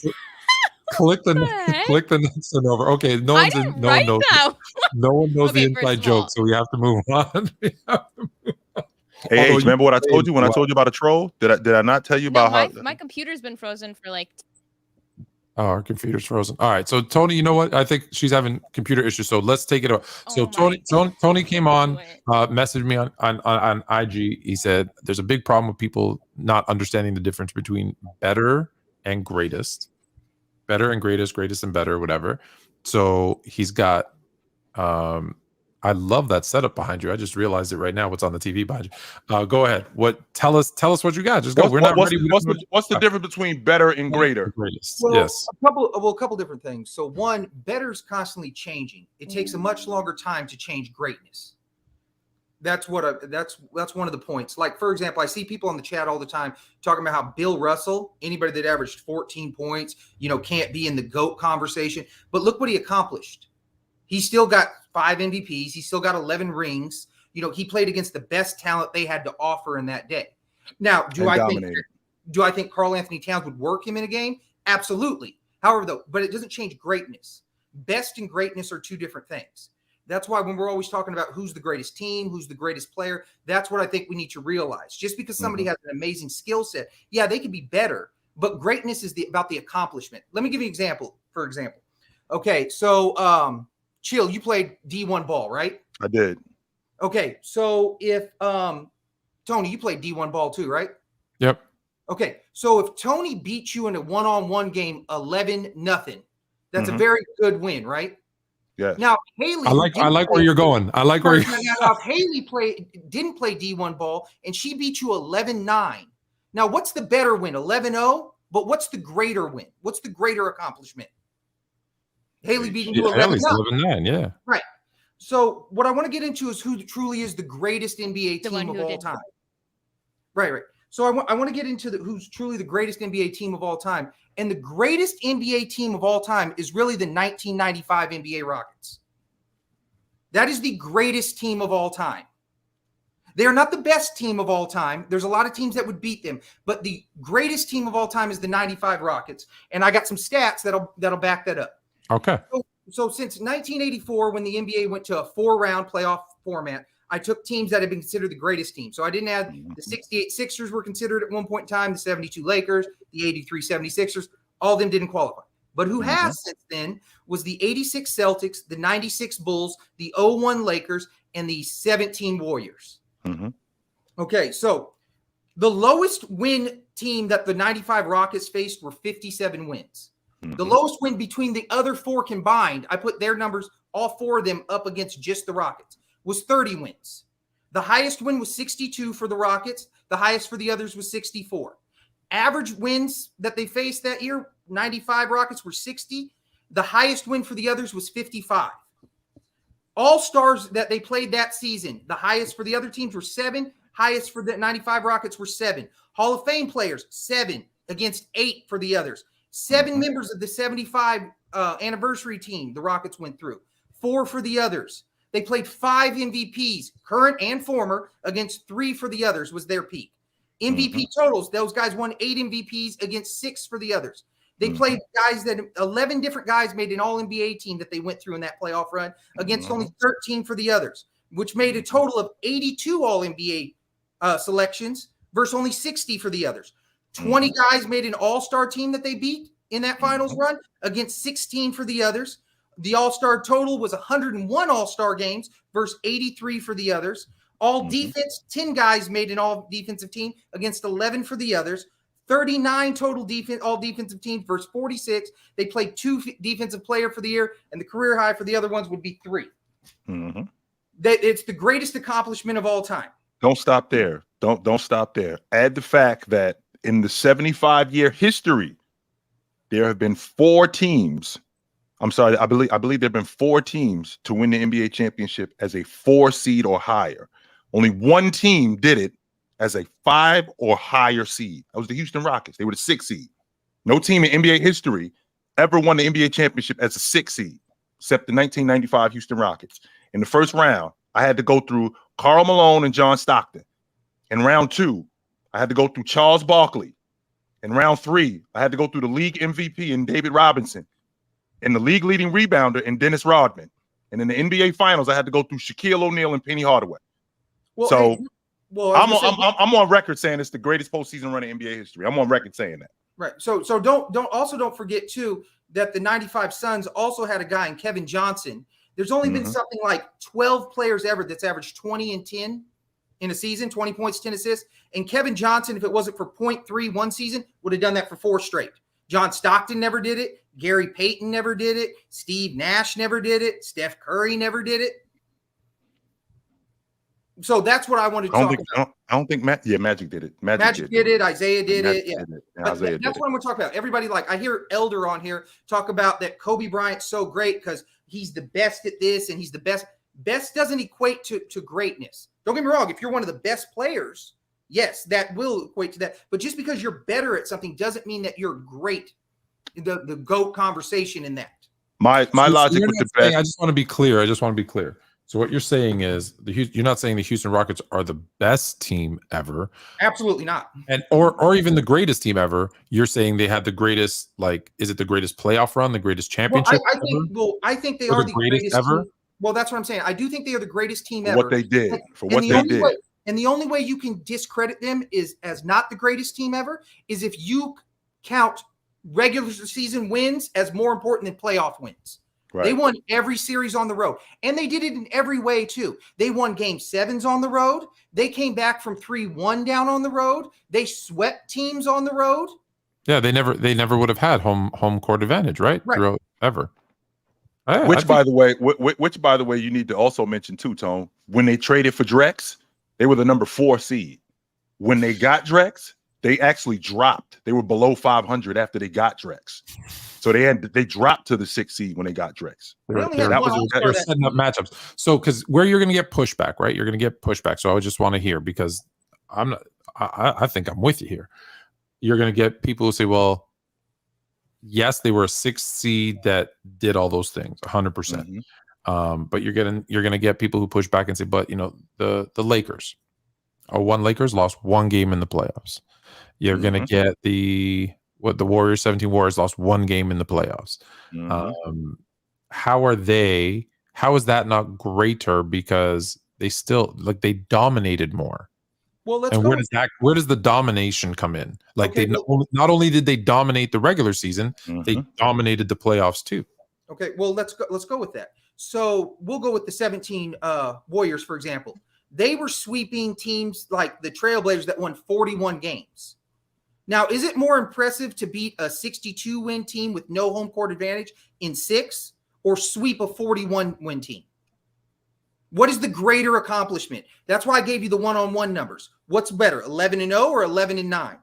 Mm-hmm. The better is the 11-0, but the greater, because that's why we need to understand the difference between greater and better. Now, the 17 Warriors, I think, would mock the Rockets in a playoff series, but they are the greater team. I think my all-time favorite sprinter is Michael Johnson. Okay, I think he would absolutely kill Jesse Owens in a race, but Jesse Owens is the greater runner. Would he though?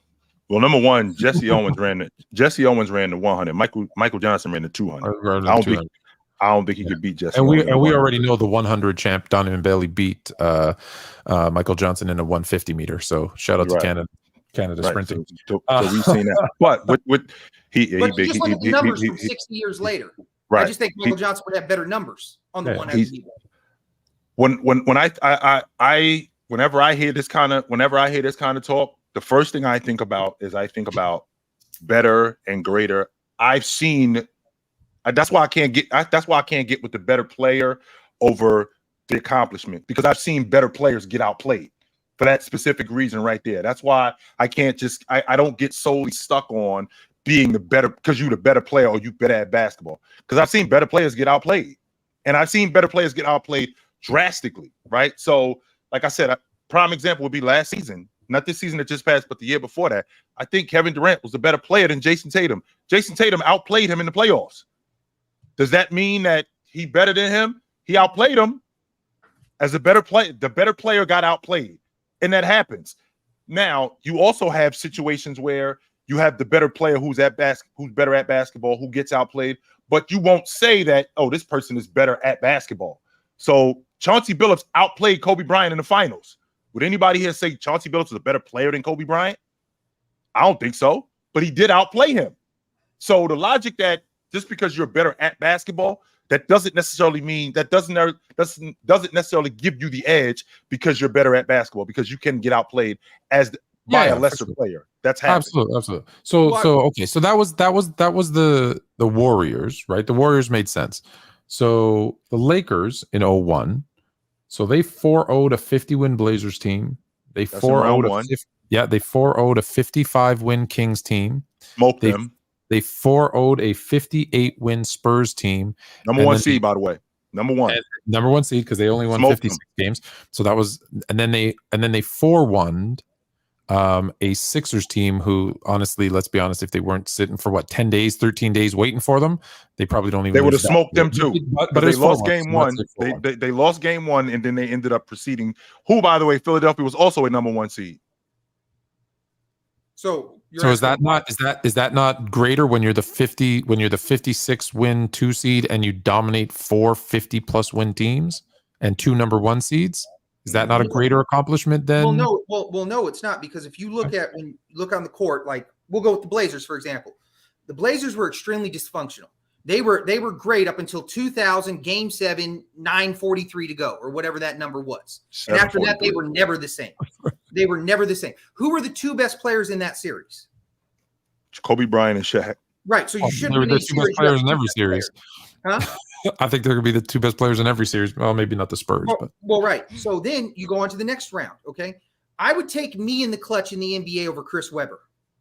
I told you that, Tone. What I tell you, Tone?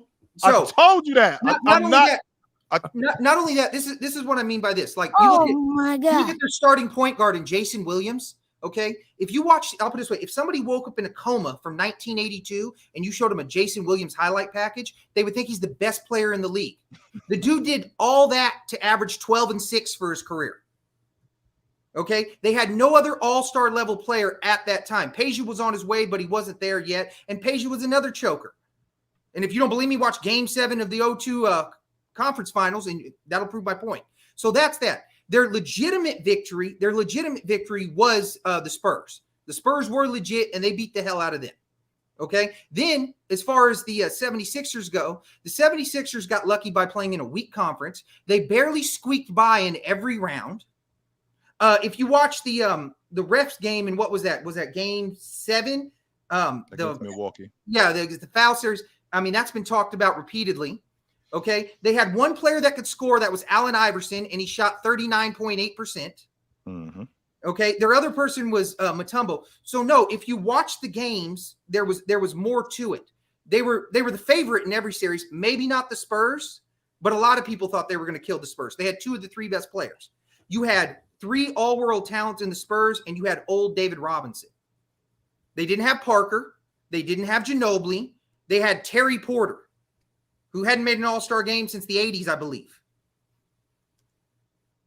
So that's where it is. And that's what I mean by we need to separate better from greatness. What's great and what's right. Here, I'll give you another example, okay? I personally think Tracy McGrady's 03 season was better than any season Kobe Bryant did. Tracy McGrady is nowhere near as great as player as Kobe Bryant because that's about the consistency, the total body of work. But when you got the best and the peak and all that, I don't know if you want to give me the 9, like here, I'll give you another one. I think the 93 Bulls were better than the 96 Bulls. I think Horace Grant overall is a better player than Rodman. I also think that 93 Jordan was the absolute zenith of Jordan, and he was better than 96 Jordan. Huh? I think it was 92 Jordan. But okay, but I mean, we're still in that same range. Yeah. Every Jordan, since Jordan came back from retirement, Jordan could never hit half his shots anymore. With a closer three-point line.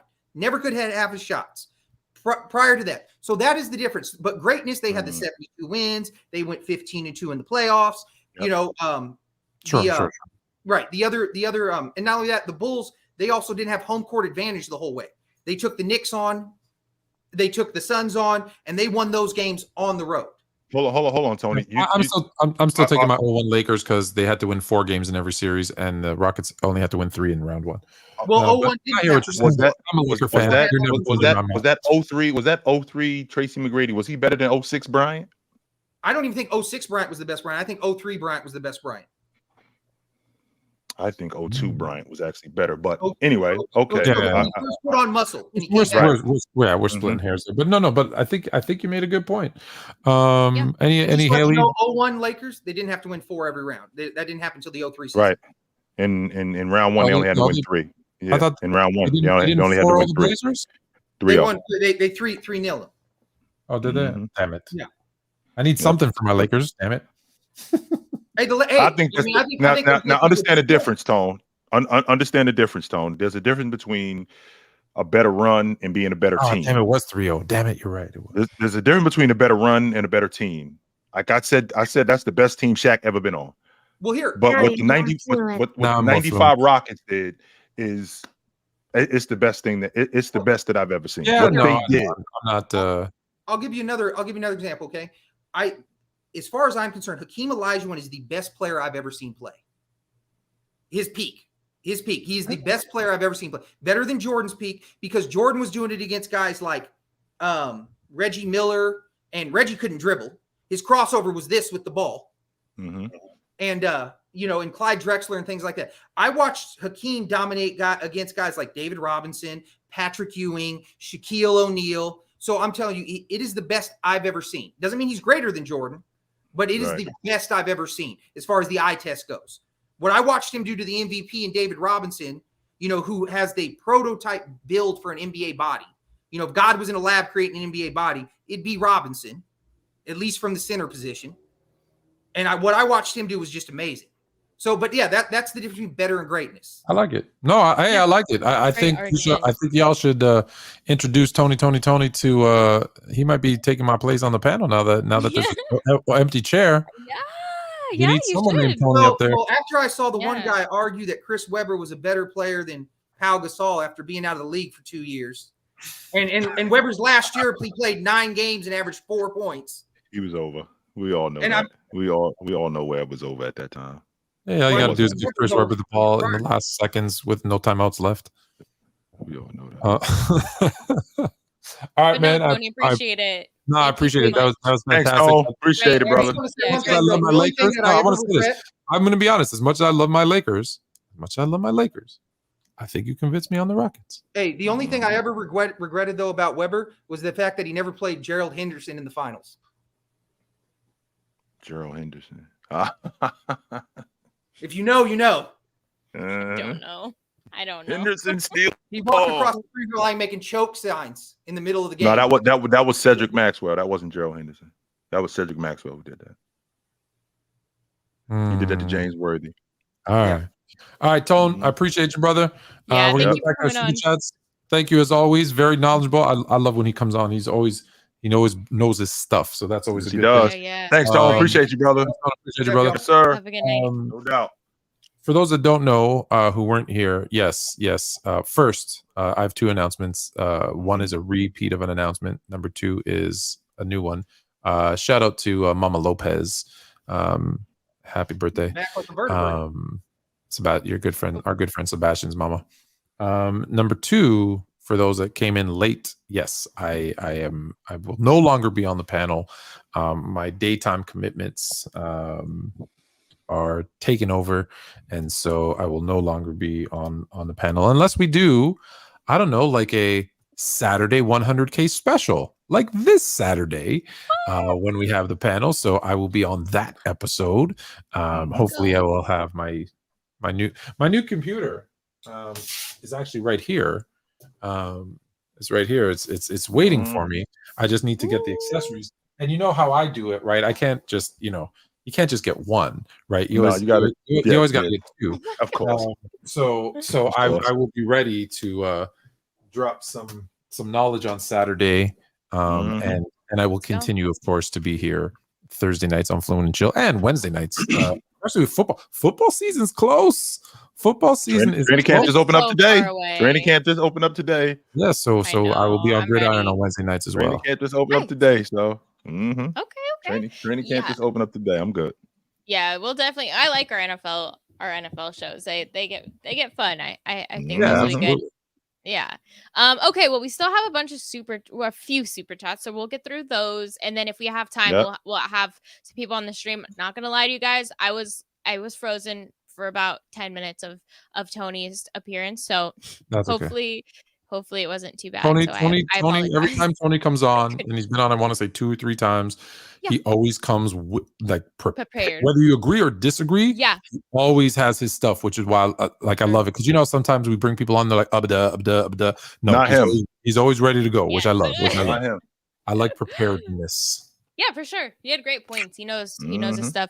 All right, Zeno, most underrated playoff series of all time. For me, first round of Bulls Celtics in the 2009 playoffs is slept on. 7 games, 7 overtime periods of hard fought ball.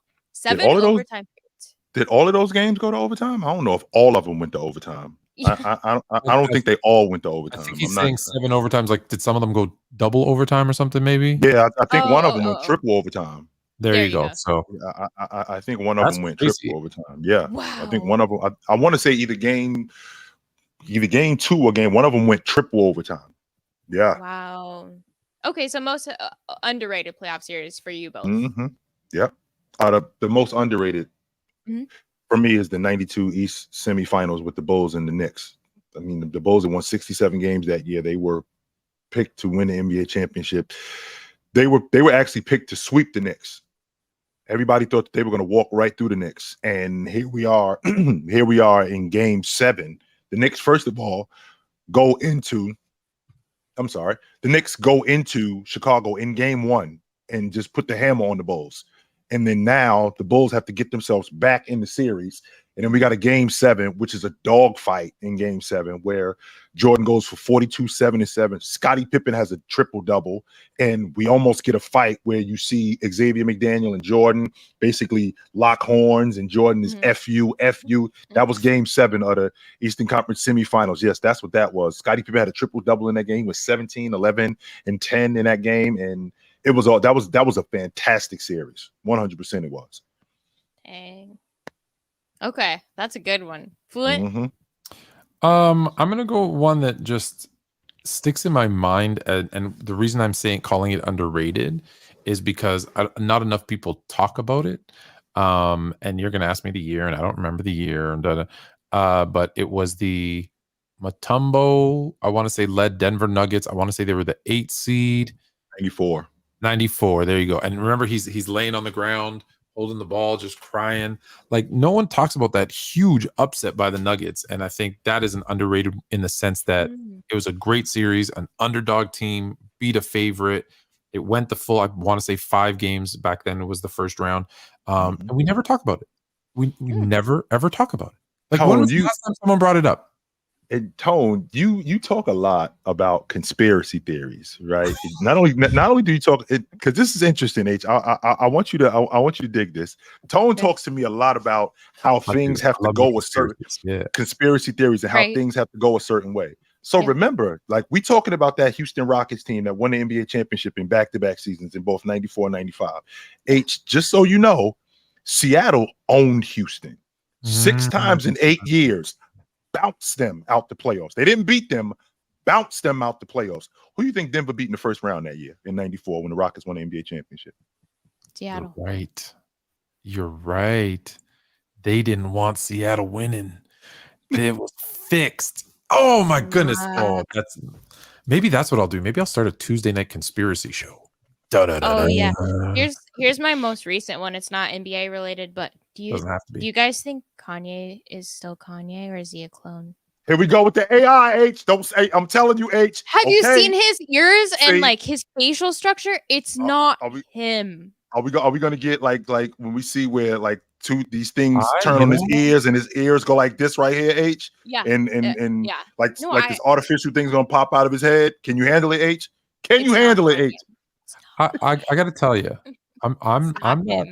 I heard that Kevin Hart is died in a car accident, and he's got a double who's actually been doing the acting kind of his life since. But at least he talks. Kanye barely. Yeah, Kanye might just be a robot. I think I'm not even going to say no to that one. Are you on this artificial intelligence? Are you in now? That's what it sounds like because that's what's going on right now. That's what that's actually what it sounds like I'm hearing. Oh, I just want you to know. I do just want you to know. Our friend Flat Earth Dave was on another show. And he got smoked. That dude ate his lunch. Did you see? I sent you that one, right? Ate his lunch. He met a guy who actually he met a guy not like us who were just asking questions. Like, yeah. But a guy who like knows his stuff and he smoked him. What was his reaction? How did he handle it? He said, stop being an ass. Yeah, don't be a jerk. That's usually, you know what that's the equivalent to, H? You're a duty head or you're a stupid. That's what that means when somebody's smoking you.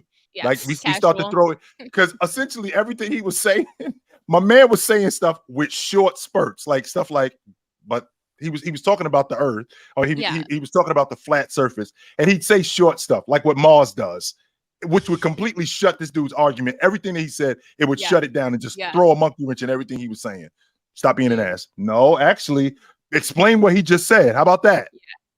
Yeah, FIFA boy, I'll send it to you, FIFA. I'll send it to you like after, but I'll send it to you. Smoke him.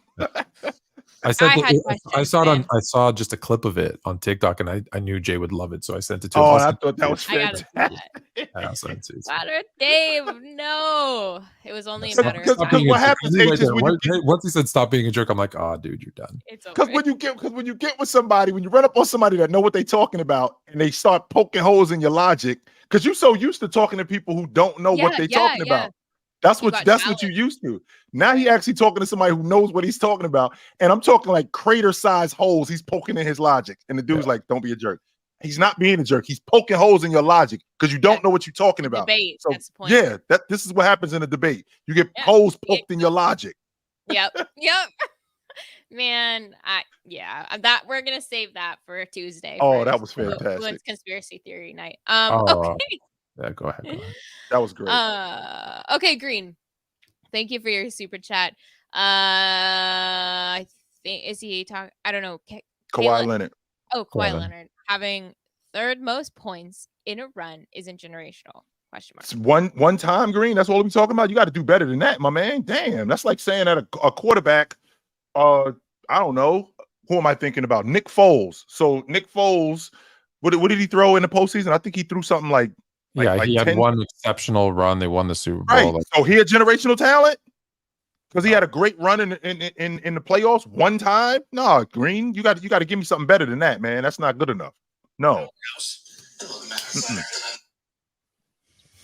Are you pulling it up? Yeah, Tone is pulling it. You got to hear this, H. You have to. Okay, you have to hear this. I mean, you guys were here with us too, chat. So like, we have to do this together. This is fantastic. You got to hear this, H. This is great.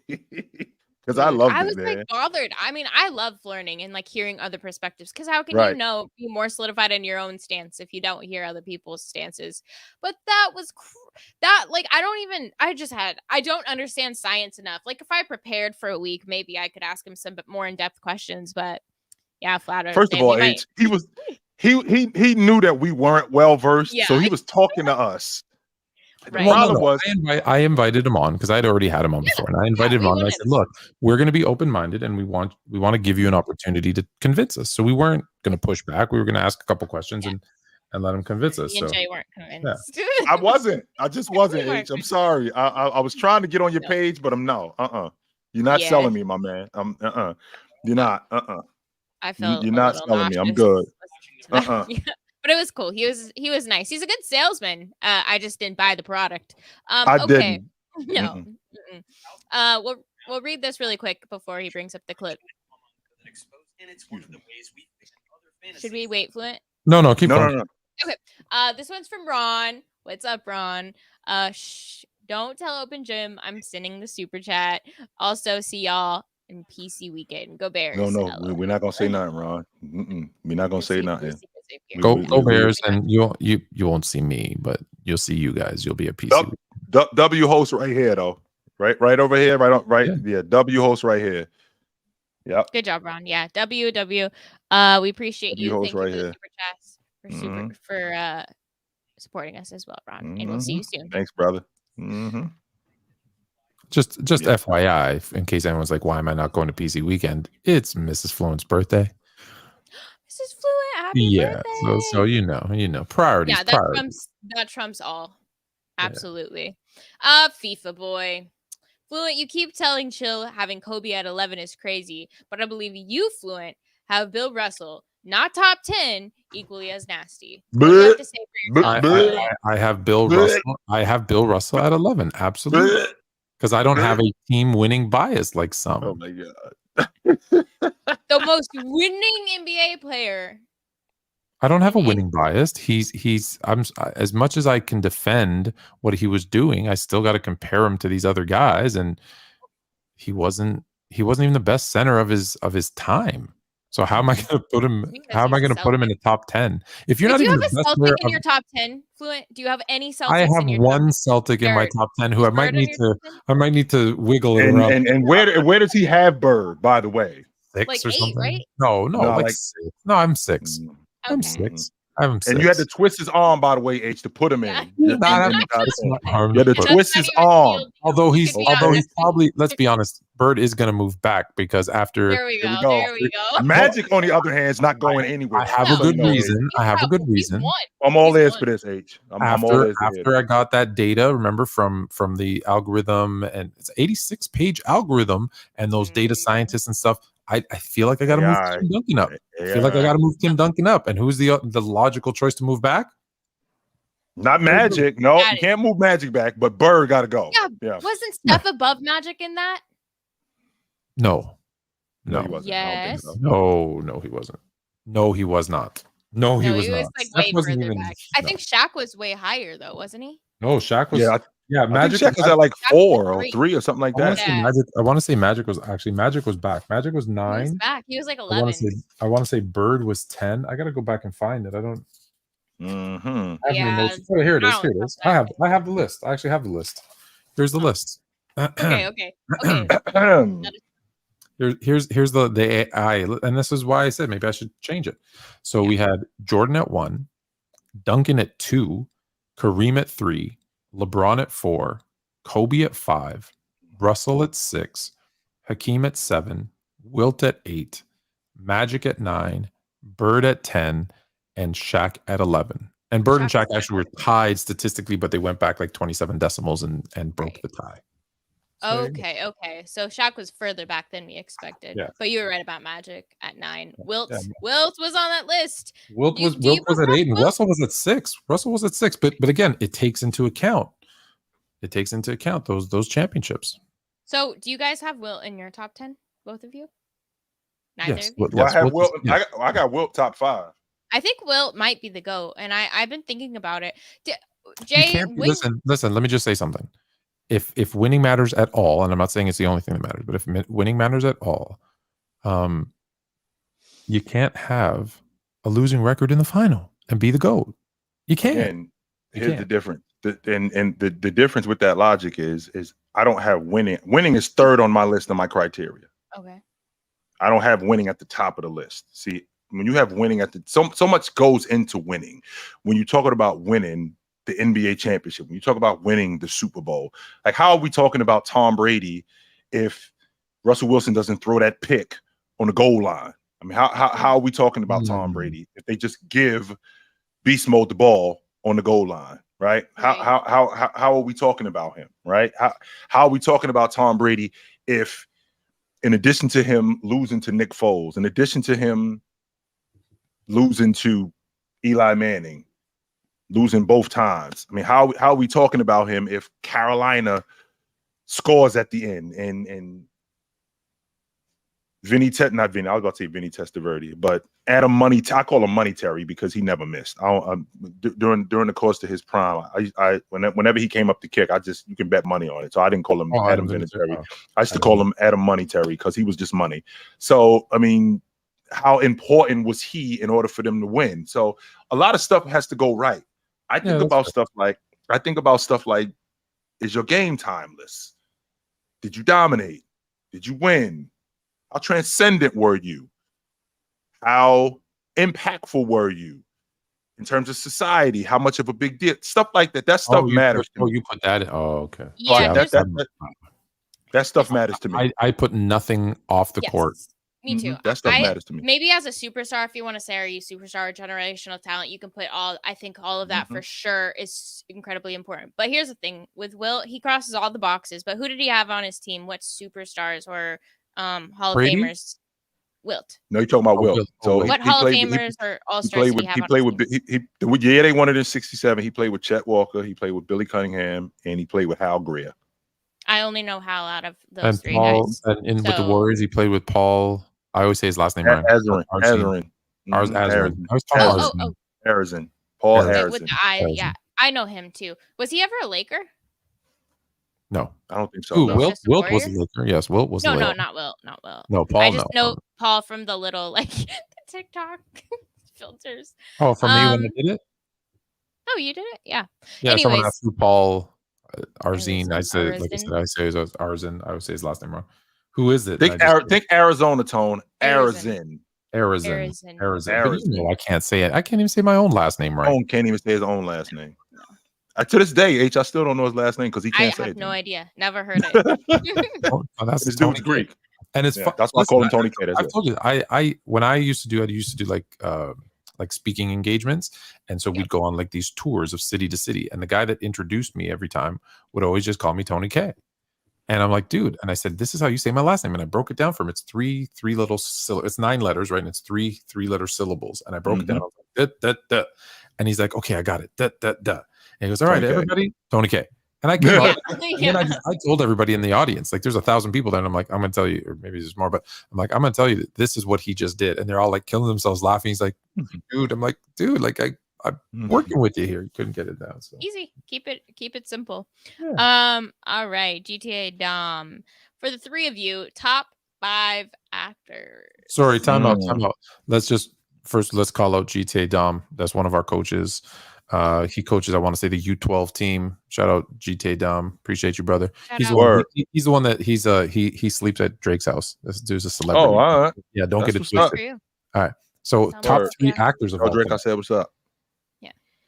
For the 3 of us, the top 5 actors, Samuel Jackson, Denzel for sure, Will Smith. I thought you took Will Smith off your list after he slapped Chris Rock. Yeah, I don't know. But when it comes to like quality, it doesn't take away from he's good. Who he was. Okay. Right. He did do something goofy. 100%. He did do something goofy. But during his time when he was in when a movie was in the theater and he was in it, I was in the theater. Samuel Jackson, Denzel Washington, Will Smith. Let's see. I was a big Matt Damon fan, but I don't think he was a top 5 actor. Yeah, I was a big Matt Damon fan. trying to think of like my all-time favorite actors. I've got mine. That's why I'm just letting you guys Oh, go through yours. you guys like Clint Eastwood or no? I did Clint Eastwood. Dad loves Clint Eastwood. My grandpa loves him, and I like was a the good, big the bad, and the grandpa. ugly. Your grandpa and my dad are probably the same age. So. But Clint was for sure one on my list. All right, so here's mine. Here's mine. Okay. And listen, there's a ton. I'm a huge, like, I love movies and stuff, but and the number one, and I have them in order. My number one's gonna be like, what? You're not gonna even, some of you aren't even gonna know who he is, but I mean, like, because he's not a lead actor, he's a support. No, he's not a Canadian. He's a supporting actor, but every time I see him, I'm like, this dude convinced me he's that person. Okay. So I've probably got like, at 5, I always go back and forth between Tom Hanks and Sean Penn, because people forget what a great actor Sean Penn was, because it's been a while. I've got like De Niro. I've got those are my last two, by the way. But De Niro, Pacino. Those are my last two. Ed Norton. I don't know if you know Jr. is phenomenal. And then he's my number 2. And number 1, this is a guy that most people don't know, is Robert Duvall. Robert Duvall is dope. Y'all know who Robert Duvall is? Yeah. No, No, that's not true. I have Denzel in there too. I'm sorry, I missed Denzel. Denzel is number 2. Ed Norton is number 3. I remember Robert Duvall. Yeah, you ever seen Colors? Yeah, Robert Duvall, dude, love him. But there's so many, like Morgan Freeman, that we didn't talk about. Hold on, there's so many more. There's so many, but I'm blanking. Someone said it in the chat, and I want to go back. So at the top, it's Morgan Freeman. There's a lot of good ones. At the top for me is Samuel L. Jackson. Right after Samuel, Denzel. Jack Nicholson. Yeah. Right after Samuel, it's Will Smith. Right after Will Smith, Al Pacino, and then right after Al Pacino, I would love to go with Robert De Niro, but Tom Hanks, like, the reason why there's a player there's a player that you see, that when you see this player, you might have seen him a couple of times, but then there's this one instance where you see him and you just fall in love with him, and you're like, this is my guy right here. Yeah. When I watched Forrest Gump, and I watched Tom Hanks sit on that bench with Jenny, and Jenny told him he was sick. She was sick. And he said, you could come to my house in Greenbow. If you're sick, I'll take care of you. I was like, woo! I love that movie. I was like, woo! Yeah. I gotta rewatch that. I gotta rewatch that. What I was going to say was, take care of you. I was like, God, this is my guy right here. I was convinced. If you can make me watch a movie for 2 hours where it's you and a volleyball, and I'm entertained, I love that movie. Pretty damn good actor. Oh, well, have you ever seen what's the one with him in the airport? It's really, like, I don't think it's Terminal. as well known. Terminal. Yeah, where he eats Really like good. ketchup packets and stuff. Yeah. I have a feeling this Fluent show is going to be baseball, basketball, hockey, movies, conspiracies. I think It's gonna be big. It's gonna be big.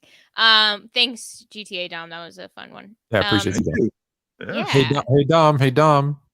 Me and Dom might have some news coming too, maybe in a week or two, but we'll tell y'all later. So big things happening coming in Toronto. Oh, speaking of Toronto, let me shout out my boys. Hip Hop Hoops do a live show in Toronto, like they do like a podcast, but it's like in person. They sit on couches and interview guys. They had Nicholas, who was that? I forget his name. That he's a basketball player from Canada, Nicholas something. He played for the Magic. Antoine Jameson's going to be on next week, and more importantly, in a couple weeks, they're about to get more fluent. I'm going to go jump on and talk some hip hop and hoops. So, shout out to the boys at Hip Hop Hoops. Let's go. Okay. They want celebrities, right? They do like some NBA players, Antoine Jameson, then they get more fluent. Like you got to move up. You got to move up the ladder. Let's go. Okay. Omarion Brown, chill. By that logic, Bill over Wilt all time. I do have Bill over Wilt. I got Bill at number 4 and I got Wilt at 5. So yeah, I just looked at my list. I have Tim Duncan at 7. So actually, I think he's good. I don't think I do. I got Bill. I guess it aligns. Yeah, Andrew Nichols, is that maybe his name? Andrew Nichols? Don't know him. Do you know who I'm talking about, guys? I'd have to see. No, I don't. I got Chamberlain at 4 and I got Russ at 5. And no, by that logic, that doesn't work because both of their games were timeless. But when you talk about a guy dominating, Wilt dominated more than Russ did. And when I think about winning, I can appreciate the fact that Bill Russell did what he did. I can appreciate what Russ. This guy. Andrew Oh, Nicholson. okay. Right, I got you. I can appreciate what Right. Russ did in terms of being a winner. 100%. Nice. That guy. I don't So know that's him, but I have to look. yeah. He's Remember now what Russ did in terms of winning. I think it's a little bit different than what Chamberlain did, because what Chamberlain did in terms of winning was in dramatic fashion. Remember that 67 Celtic teams, the only team in the 70s to beat in the 60s to beat the Celtics. No team in the 60s beat the Celtics except Chamberlain's team. In 72, when that team won an NBA championship, they still hold the record today for the most wins in NBA history in the regular season. They won 33 straight games. And no other team in NBA history say that they did that. It was powered by Chamberlain, who finished second that league in league MVP votes, and he won the finals MVP that year. He averaged almost 20 and 20 in the finals. So did the Hawks beat him in 59 or 58? Is that why when you say in the 60s? Yes. Okay. Mm-hmm. That was the only time. Everybody else beat them.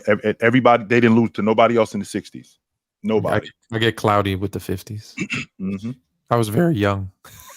But I do have those guys right next to each other. I got Chamberlain at 4. So I misspoke. I apologize.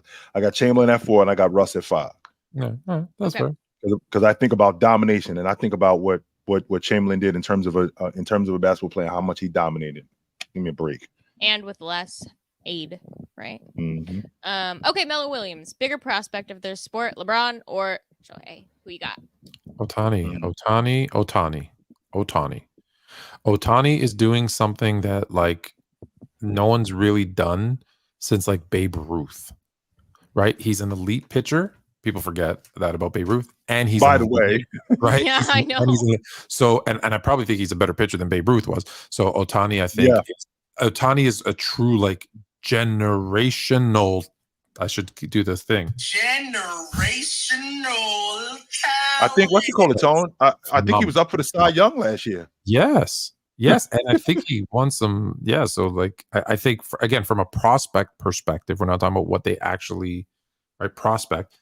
Mm-hmm. Coming in, he was like, whether he lives up to it or not, that's a different conversation.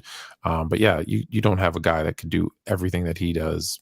You know, like it'd be like LeBron coming in and being the greatest scorer, playmaker, and defensive player that we've ever seen. And like that's the kind of prospect that he came in. So that's what I was thinking, Tone. I was thinking like you got a guy coming in the league I lead the league in scoring, and I'm the defensive player of the year.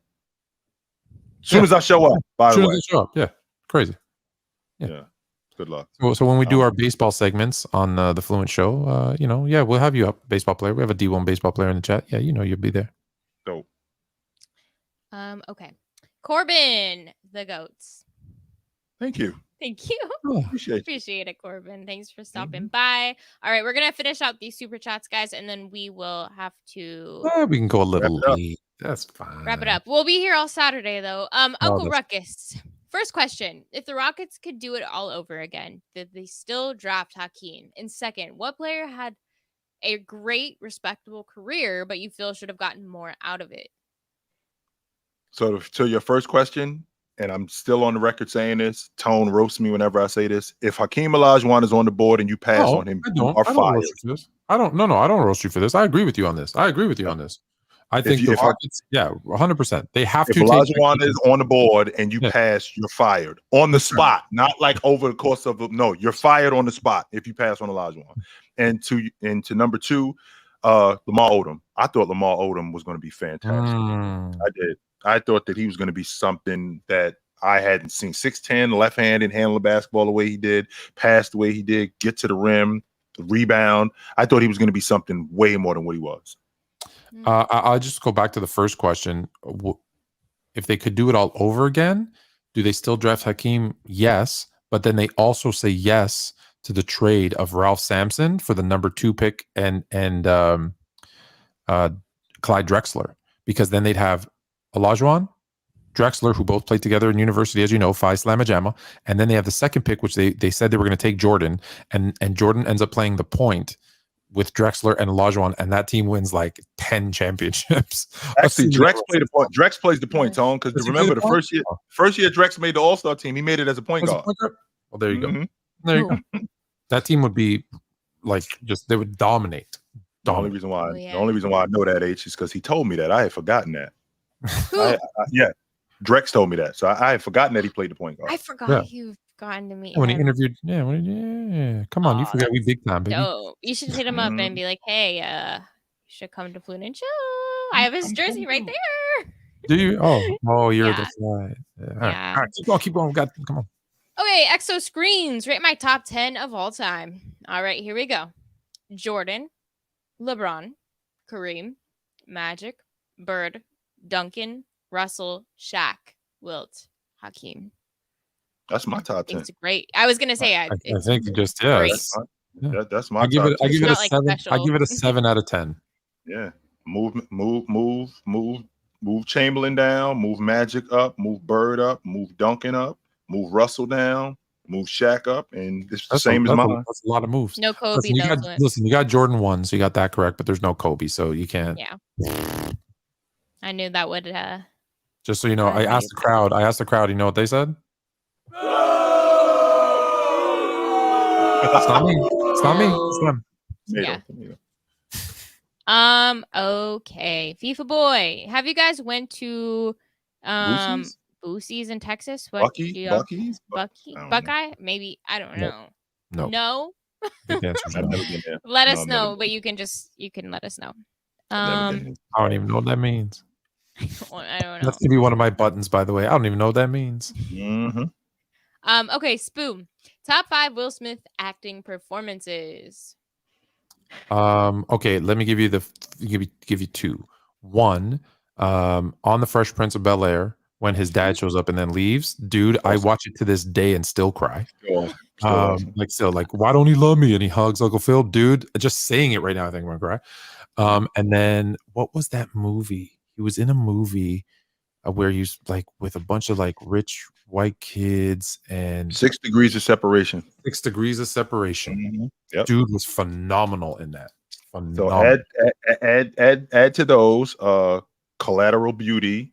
He's actually seeing like you talked about with Tom Hanks with the volleyball. Well, everybody thinks he's crazy, but he's actually seeing his I've seen that. Oh, right. Yes. I like that movie. Yes. Fantastic. That was a fantastic performance from him. What's the one he's selling computers?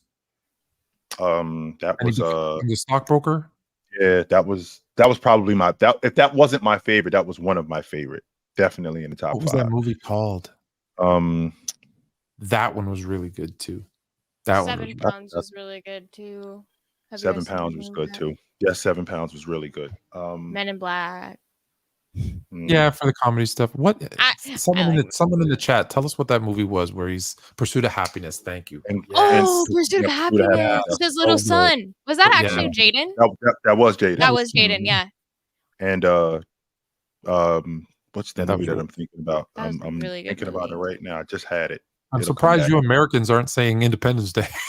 Nah. I actually liked Independence Day, but I like sci-fi. Concussion. I thought Concussion was fantastic. Concussion. I think he did a good job with Ali. I think he did a really good job with Ali. Not bad. Yeah. It was I can give him that.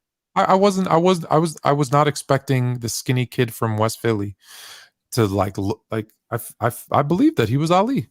Mm-hmm. All right, you guys. Last super chat. No, it's not. It is. Oh wait, one more after this. Wait, no, this is our last one. No, this is it. Oh, you didn't unstar them, so I keep seeing some in there. Okay, my bad. Keep going. Are you in now? You're in? Okay, Sports PSP.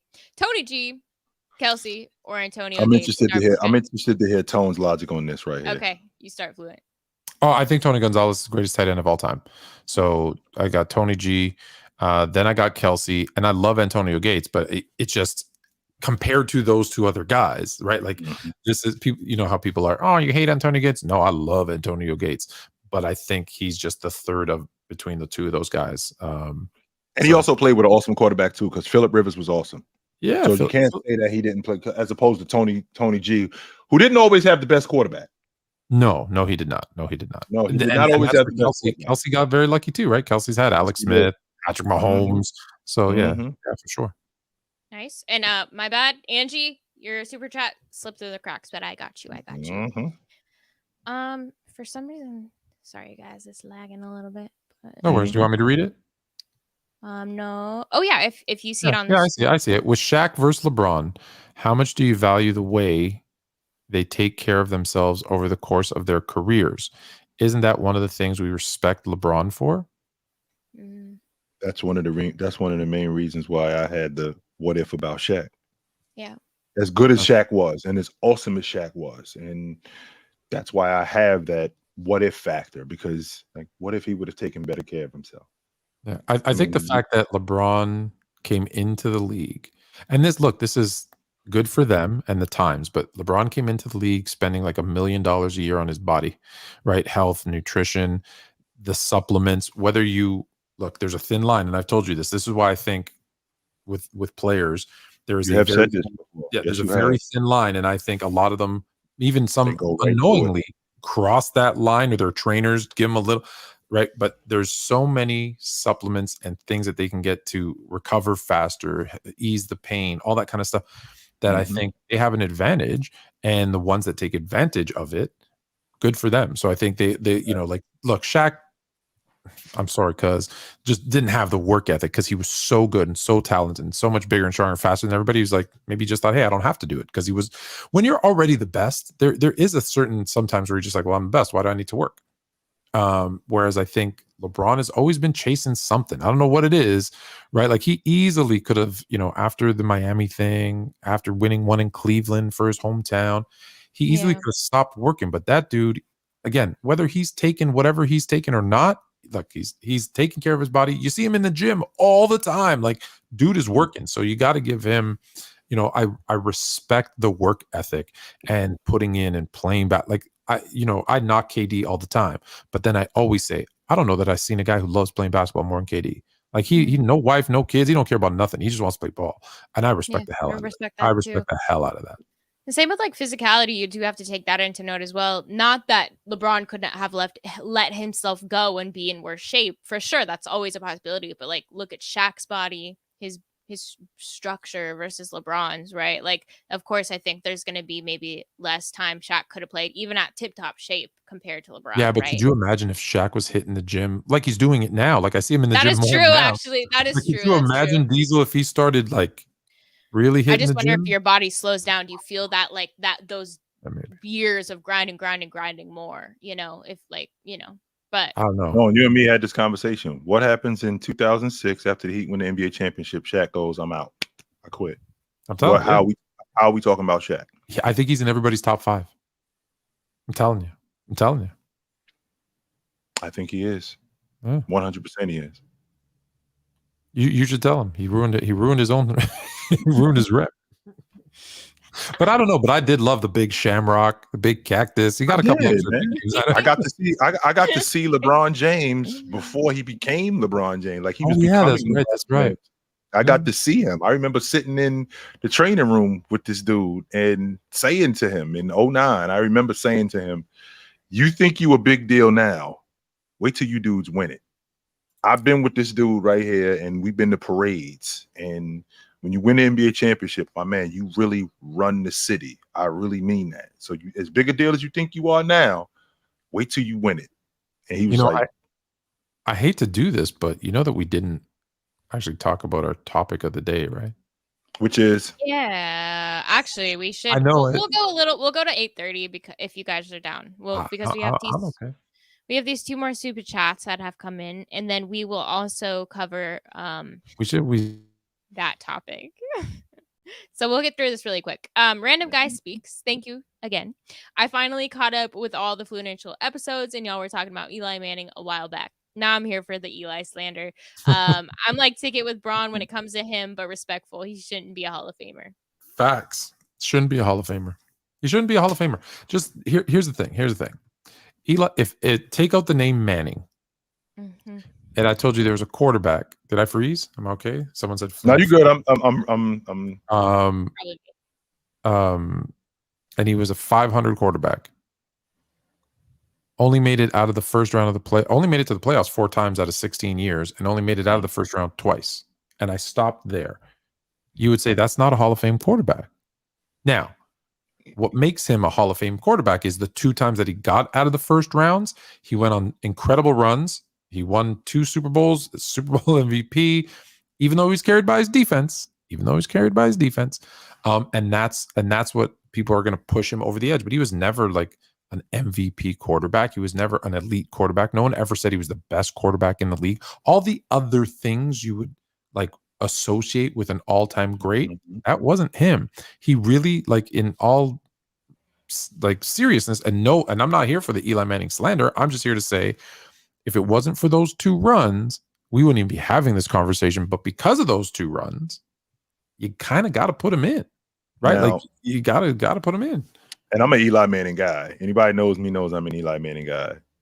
Now, we can't just add the 2 Super Bowls. We also have to add, when he retired in the top 5 all time in touchdowns. He retired all time in the top 5 in receptions. He retired in the top 6 all time in yards. I believe he had he retired in the top 5 all time in QBR.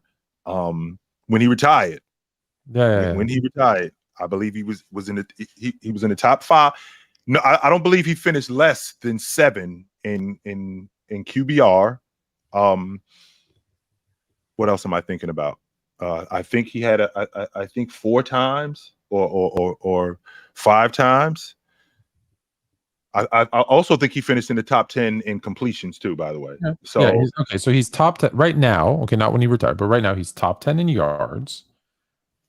He's actually number 10 in yards. He is. Who's ahead of him, Tone? Well, I went to touchdowns. He's number 10 in touchdowns all time. And who's ahead of him in yards? I'll tell you. Yes, who's ahead of him in yards? Ahead of him in yards, Aaron Rodgers, Dan Marino, Matt Ryan, Phillip Rivers, Ben Roethlisberger, Brett Favre, Peyton Manning, Drew Brees, Tom Brady. So when he retired, Phillip Rivers was still playing, Aaron Rodgers was still playing, Matt Ryan was still playing, right? So he was a lot higher. He was a lot higher on the list. Touchdowns also. Who's ahead of him? It's almost the same. It's pretty much. It's almost the same list. Pretty much the same, right? So he was close to the top 5 in all of this stuff. But you got Matt Ryan ahead of him. Matt Ryan. See, like Matt Ryan, no one's gonna say Matt Ryan's a Hall of Famer, but Matt Ryan's ahead of him in all these things. But Matt Ryan, Ben Roethlisberger, Dan Marino, Phillip Rivers, Aaron Rodgers, Brett Favre, Peyton Manning, Drew Brees, Tom. Right. Yep. What else did you want to see? Completions. Is that what you said? I don't know what you said. He's number 10. So he's pretty much number 10 in everything. So he's in the top 10 all time. So every major category as a quarterback, when I retired, I'm in the top 10. When I retired, I was right outside the top 5, if not the top 5 in this stuff. And now, or when I retired, I was in the top 5 or right outside the top 5 in this stuff. Plus 2 Super Bowls, plus 2 Super Bowl championships, and not just 2 Super Bowl championships, Two Super Bowl MVPs. 2 Super Bowl MVPs against Tom Brady, by the way. This is the guy. I ain't beat him once, beat him twice. That's what I'm and I know and again, I take being an all-pro serious. And the fact that he never made the all-pro team. Four times. No, he made the Pro Bowl team. He never made the all-pro team. Oh, yes, sorry. Never made the all-pro team. But he made the Pro Bowl. He made the Pro Bowl 4 times. But with all of that being said, when you're talking about a guy in terms of being a Hall of Fame quarterback, I think he's first. When his name comes up, he's a first ballot Hall of Famer. Yeah, he will be. I think he will be. Yeah, I don't know if he should be. But okay, Angie Carr. Right. And I'm not saying I really don't know. Angie Carr, we're gonna get through this super fast because we don't have too much time. But Angie actually met Duncan, not LeBron. So does that change anything when she asked about how much you value the way they take care of themselves over the course of their career? Oh no, still same thing. Like Duncan doesn't do it like LeBron, but he still took care of himself. Duncan took care of his body. 100% he did. Okay. Yes, he did. I think Tim Duncan still looks good. Like he looks like he's still. I think it's the swimming. Like swimming works out everything. Super good for you. Okay, and this is his follow-up. Random Guy Speaks. I'm prepared anytime anybody wants to have that debate. He has about as many 20 interception seasons as he does Super Bowls in a passing era. So does Brett Favre. Just so you know, Brett Favre led the league in interceptions way more than Eli Manning did. I think he's got the same amount of interception seasons as Dan Marino too. By the way, I just want to maybe Brett Favre shouldn't be in this Hall of Fame either. I mean, if we taking him out, we taking this dude out too. So we could definitely do this. Yeah, let's take him. Yeah, I'm all for taking Green Bay Packers out of this. And if you're talking about from a talent standpoint, I mean, I will not get into that. Yo, no. Eli Manning was not better than Dan Marino. No, he was not. No. Mm-mm. Was that the last one? I think that was the last one. Final one. Thank you guys. You came in with definitely some good questions. Okay, so final topic, because honestly, this is the last time I want to talk about this ever, just in my own life. So ever. I don't want to hear about it. I don't want to see it. I don't want to talk So about you ever want to talk about this again, H? No, I'm done. I think it's so overdrawn. Like, why are we still here? But of course, there's multiple reasons. But the Jordan Poole, Draymond Green situation, you probably heard Draymond on the Patrick Beverly podcast. Pat was a great journalist. He did what a podcaster should do, and asked about basically the situation, dug a little bit, and got some answers. And so not only for how he kind of has handled this situation when it comes to Draymond, this isn't anything new. Drama has followed Dre his whole career, and it's something that we've kind of whoa. Has followed Dre? Or you mean has he created? There's a difference. There's both.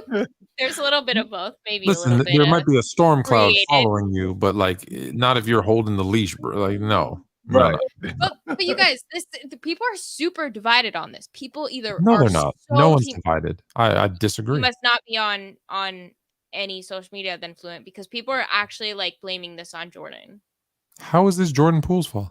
This has I don't know. Ask the masses, because all the masses don't like Jordan and are blaming this on Jordan. But all that to say, what do you think this is going to look like when we see Washington and Golden State play? Is there going to be like that? Is there going to be some sparks? Are we going to see something happen? To be honest with you, H, I understand Draymond is a showman, and in the process of Draymond being a showman, he's setting himself up for life after basketball. So talking about stuff like this keeps him relevant in the media in that aspect.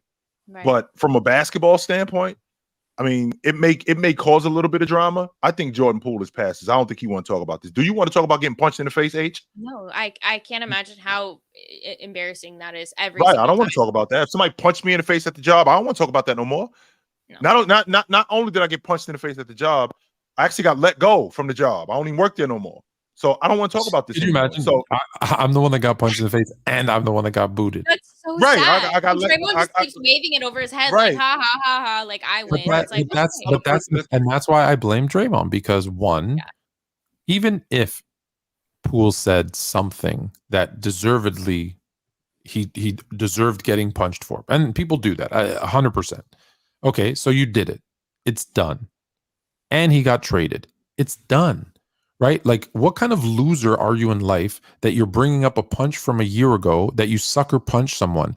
It's like a guy who keeps telling you about his high school. I scored 4 touchdowns in one game. Yeah, that was in high school, bro. You're 50. 30 years ago. That's the vibe you're getting. Patrick Beverly did ask the question, but it's like, and you know what? Very easily say, we've moved on, and respectfully, we've moved on from that. He's no longer on the team. I wish him the best of luck in Washington. Right. My focus is on the Warriors now, and another player on the team who I'm probably going to punch, Chris Paul, because I don't like him. You want to make headlines? Say that. And on top, there's your headline. Because Draymond's that type. Draymond's the type of guy, right? When Charles Barkley says to him, "Hey man, like you had a bad turnover, Dre." Yeah, well, I got 4 rings, you got none, dude. You were the 4th guy on that bus. Like you're holding rings over Barkley. You're holding a punch over Poole. I'm not saying he didn't deserve it. I'm not saying Poole isn't a punk. I don't know. Maybe he is, and maybe he did. But I'm not talking about it a year later and saying and going out and like trying to get into a beef with his dad. Let it go. Let it go. Let it go. It's a situation that I wish didn't happen. I really regret it. It's in the past. It's something that I really don't like talking about anymore. It did happen. I do regret it. Jordan, he was really good for us when he was with us. Now he's in a situation where he can thrive in Washington, and I wish him all the best. Yeah. There's certain things that you don't say to another man. And listen, B, that was a year ago. Let's get off that. Yeah. And I understand why you're doing it. I do, because again, what we're doing is that we're setting up for after basketball. I can get with that, H, but from Jordan Poole's standpoint, I don't want to talk about this anymore. I don't. This is not something that I'm interested in talking about. I don't. For obvious reasons. For obvious reasons. I got punched in the face and it was all over national television. You think that I still want to talk about this? I don't. No. And listen, I get why people ask him, right? Like it gets views, it gets people. But we're not gaining any more right? information at this point. There is no more information. He said something slick. He didn't like it. He punched him. And that's fine. And you know what? He even could have said that. He said something I didn't like. I punched him. And it's over. That's it. Like that it happened. Yeah, I apologize for this. He said he apologized, but I don't think he did. No. I don't think he did. Yeah. Because he strikes me as the type of guy that, hey, like who would say, yeah, I did it. So what? I get that part. That's like, what it sounds like. That's exactly what it sounds like. You know me. I'm unapologetic. I have people on TikTok going, dude, you're a jerk. I'm like, I know. Dude, why are you so mean to that dude? Because that's who I am. Like, I'm not going to apologize for it because, especially if they say something to me, I'm going after them. But so I get that part of it, but like, I don't brag about it a year later. Move on. Let it go. As the Warriors fan in the house, I'll just say this. Draymond, I love Draymond. I do. Like I like that, especially because he's like the only player that's consistently been on our team. That is that guy who will stand up. He'll fight. He'll put his foot on the ground. He'll do what he has to do, even if it risks moments for him. The thing is that it'll also his emotions can risk the success of a season, and it has already. And it's just like if this happens again, you're grown to a point that like there needs to be some level of maturity. So if he does something too crazy next season, it's going to be hard to support him again. But I always will. I do love Draymond. So we'll see. But never again. We're never going to talk about it again. That's it. No, something will happen. No, something happened. He'll punch some. No, there's H during the season. During the season, these two gonna get together. I would love to see them shake hands, and I would love to see this be over. But no, something gonna happen during the season, and we're gonna have to talk about this again. Yes, we are. Yes, we are. And I'll answer this random guy. Okay, last one. Let's do it. Chill. He's talking about the Eli Manning debate. Yeah. We will do not a full show, but we will do right before kickoff of the NFL season. We'll do an NFL. Your stance is that he's not a Hall of Famer. There's no logic that you can give me that he's not with the stuff that we just ran off. You can't give me any logic that he's not a first ballot Hall of Famer. You can't do it. So, which I hate, by the way. I know it sucks, but it is what it is. Especially when you look at who else is already in. That's the. I was going to say, once you see there's other players with less on their resume that make it, then you have no argument. And then Mav Sammy 41. Thank you for the $2. We appreciate it. Thanks, brother. Appreciate it. No, actually, it was a miss. Follow up. Yeah, follow up. Okay.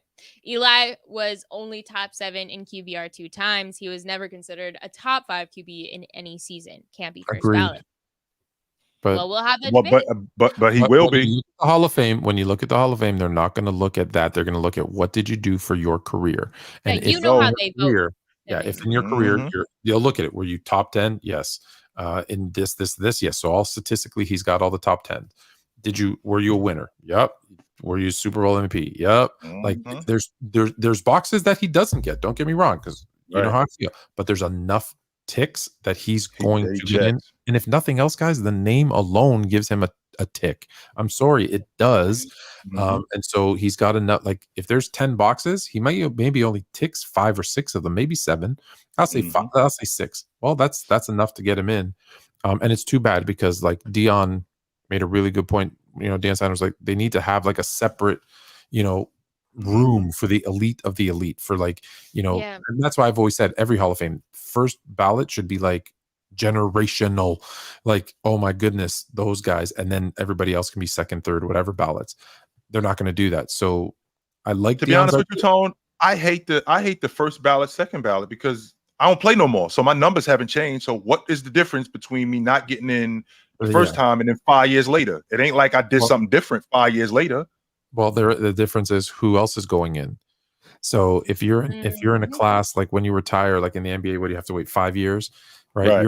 You happen to be in the same 5 year. You retired at the same time as Duncan, Kobe, and I don't know, KG. Shaq. Whatever. It's like, oh, I'm not getting it, but okay, good. I have another chance next. In a couple of years when there's nobody that good. Right. Dang. Okay, That's, Angie. again, that's the problem too, where they have limits, like how many. PC Gridiron last night, Angie. I'm sorry. What is Oh, that? no. What happened? PC no. Gridiron last night. No. He said no. Angie asked what happened to PC Gridiron. Yeah, it didn't happen. For whatever reason, it got pushed to Friday tomorrow night. I don't know the reason. I think Dub hosts it, so there might have been a conflict with Dub. All right. Yeah, I still can show I up. don't know any of the details either. So yeah. Yeah. But like I said before we end up wrap up tonight, you guys, on Saturday, all the shows are going on, so you can support your favorite show, your least favorite show. You can troll, you can come, bring great questions, whatever. It's gonna be a good day though, so make sure to come through. I'm not sure what time our slot is. Is it at? I will run it through for you right now. I did have to make a change if it's okay with you. I don't know if you saw in the chat. Yeah. Okay. Saw that. So we're starting. These are all time. These are all Pacific. So if you're in the East, add 3 hours. We're starting off with the panel from 8 to 10 a.m. That's 11. Then Ticket versus World will go from 10 to 11. Not sure what's going to happen from 11 to 12. It says open, so we got to slide something in there. 12 to 1 will be Fluent and Chill. Yep. 1 to 2 will be Chill with Chill. So you got 2 hours of chill after. Mm-hmm. Oh, you got 2 hours of chill, 2 hours off, and then 2 more hours of chill. Dude, you're gonna be busy that morning. Yeah. 2 to 3 will be Low Nose. Losing. No, just Low Nose. Shout out Low. You're my guy, Low. Losing. Check out Low's bars. Check out Low's bars on Twitter. He's a rapper. I saw that. 3 to 4, we got PC Wrestling, followed by PC Anime, followed by my boy J Rob, and Bam. Bam is By Any Means, I believe is that show is called. Then you got us from 6 to 9, which is 9 to 11 on Gridiron.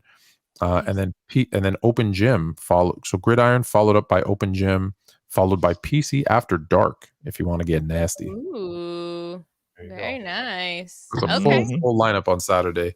J Rob is Pluto a planet? Who asked that? Was that a question? J Rob. Yes, No, it's not anymore. It's no longer a planet. It's been downgraded to a dwarf planet, dude. It's still dwarf star. Yeah. Whatever. It's dwarf star. Pluto is a planet to me. It's a planet. There's 9 planets. Pluto is a planet and a dog. It's a planet, H. It's a planet. Yeah, and a dog. Yeah, no, you can't tell me differently. AI will never Are you change. sure it's a dwarf star? I thought it was a dwarf planet. It's a dwarf planet. Yeah, star. That's what Siri told me. It's a dwarf planet, but it's a planet anyway. So. Siri's AI, Jay. You can't Siri trust is her. absolute. I'll not only do I not don't get me started, H, because there's plenty of times I'm in here talking and then Siri will start talking. Siri, I wasn't talking to you. What are you talking about? She's great. Who are you talking to, Siri? Because I wasn't talking to you. I just want you to know last week when we had last week that we had Sarah Spain on? Yeah. Yes. Okay, so I said something and my little Google machine over here, like you guys can't see this, but on the other side of my computer is a wall, and then on the other side is TV, and it's all my kids' stuff, right? So there's a TV, a Switch, all their games, whatever, and there's a Google, what do you call Alexa? it? No, Google like Home? Google, like the Google Home. There it is. Hey Google or whatever. Yeah. My kids call it Hey Google because they say Hey Google to get it to do what it wants. Yeah. And so I said something, and it said, "Oh, okay, play this song," and it started playing, and I'm like, "Dude, no, I'm not talking to you. What are you doing? I'm not talking to you, I Siri. unplug mine every night. I'm that paranoid. Come on, B. Siri, I'm not talking to you. Haley has those tinfoil hats." No, that's what my grandpa always said. He always says that to me. Like, I'm actually kind of paranoid about things. H, I wasn't talking to her. H, why is she talking to me? I wasn't talking to her.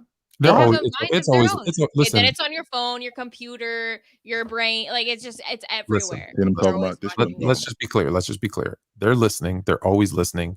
I don't care. See, Tone, I don't want to hear that. I don't want to hear that, Tone. I don't. Come on. Here's for me. I don't care. I got nothing to hide. And more important, I don't neither. I don't have nothing to hide either. I don't want you in my house. No, but I got the most important part. Here's the most important part. This is my favorite part. There will be times when Mrs. Fluent and I are sitting on the couch and we're talking about, hey, I think we should take the kids to this. And they're listening. So what happens on my phone? I'll get an ad for a coupon to go there for cheaper. Thank you. Exactly what I wanted. Appreciate it. I don't like it. FYI, because you didn't ask, I died. Remember, I told you I was taking my kids to it's like a bouncy castle out in the middle of the lake. We were worried about you.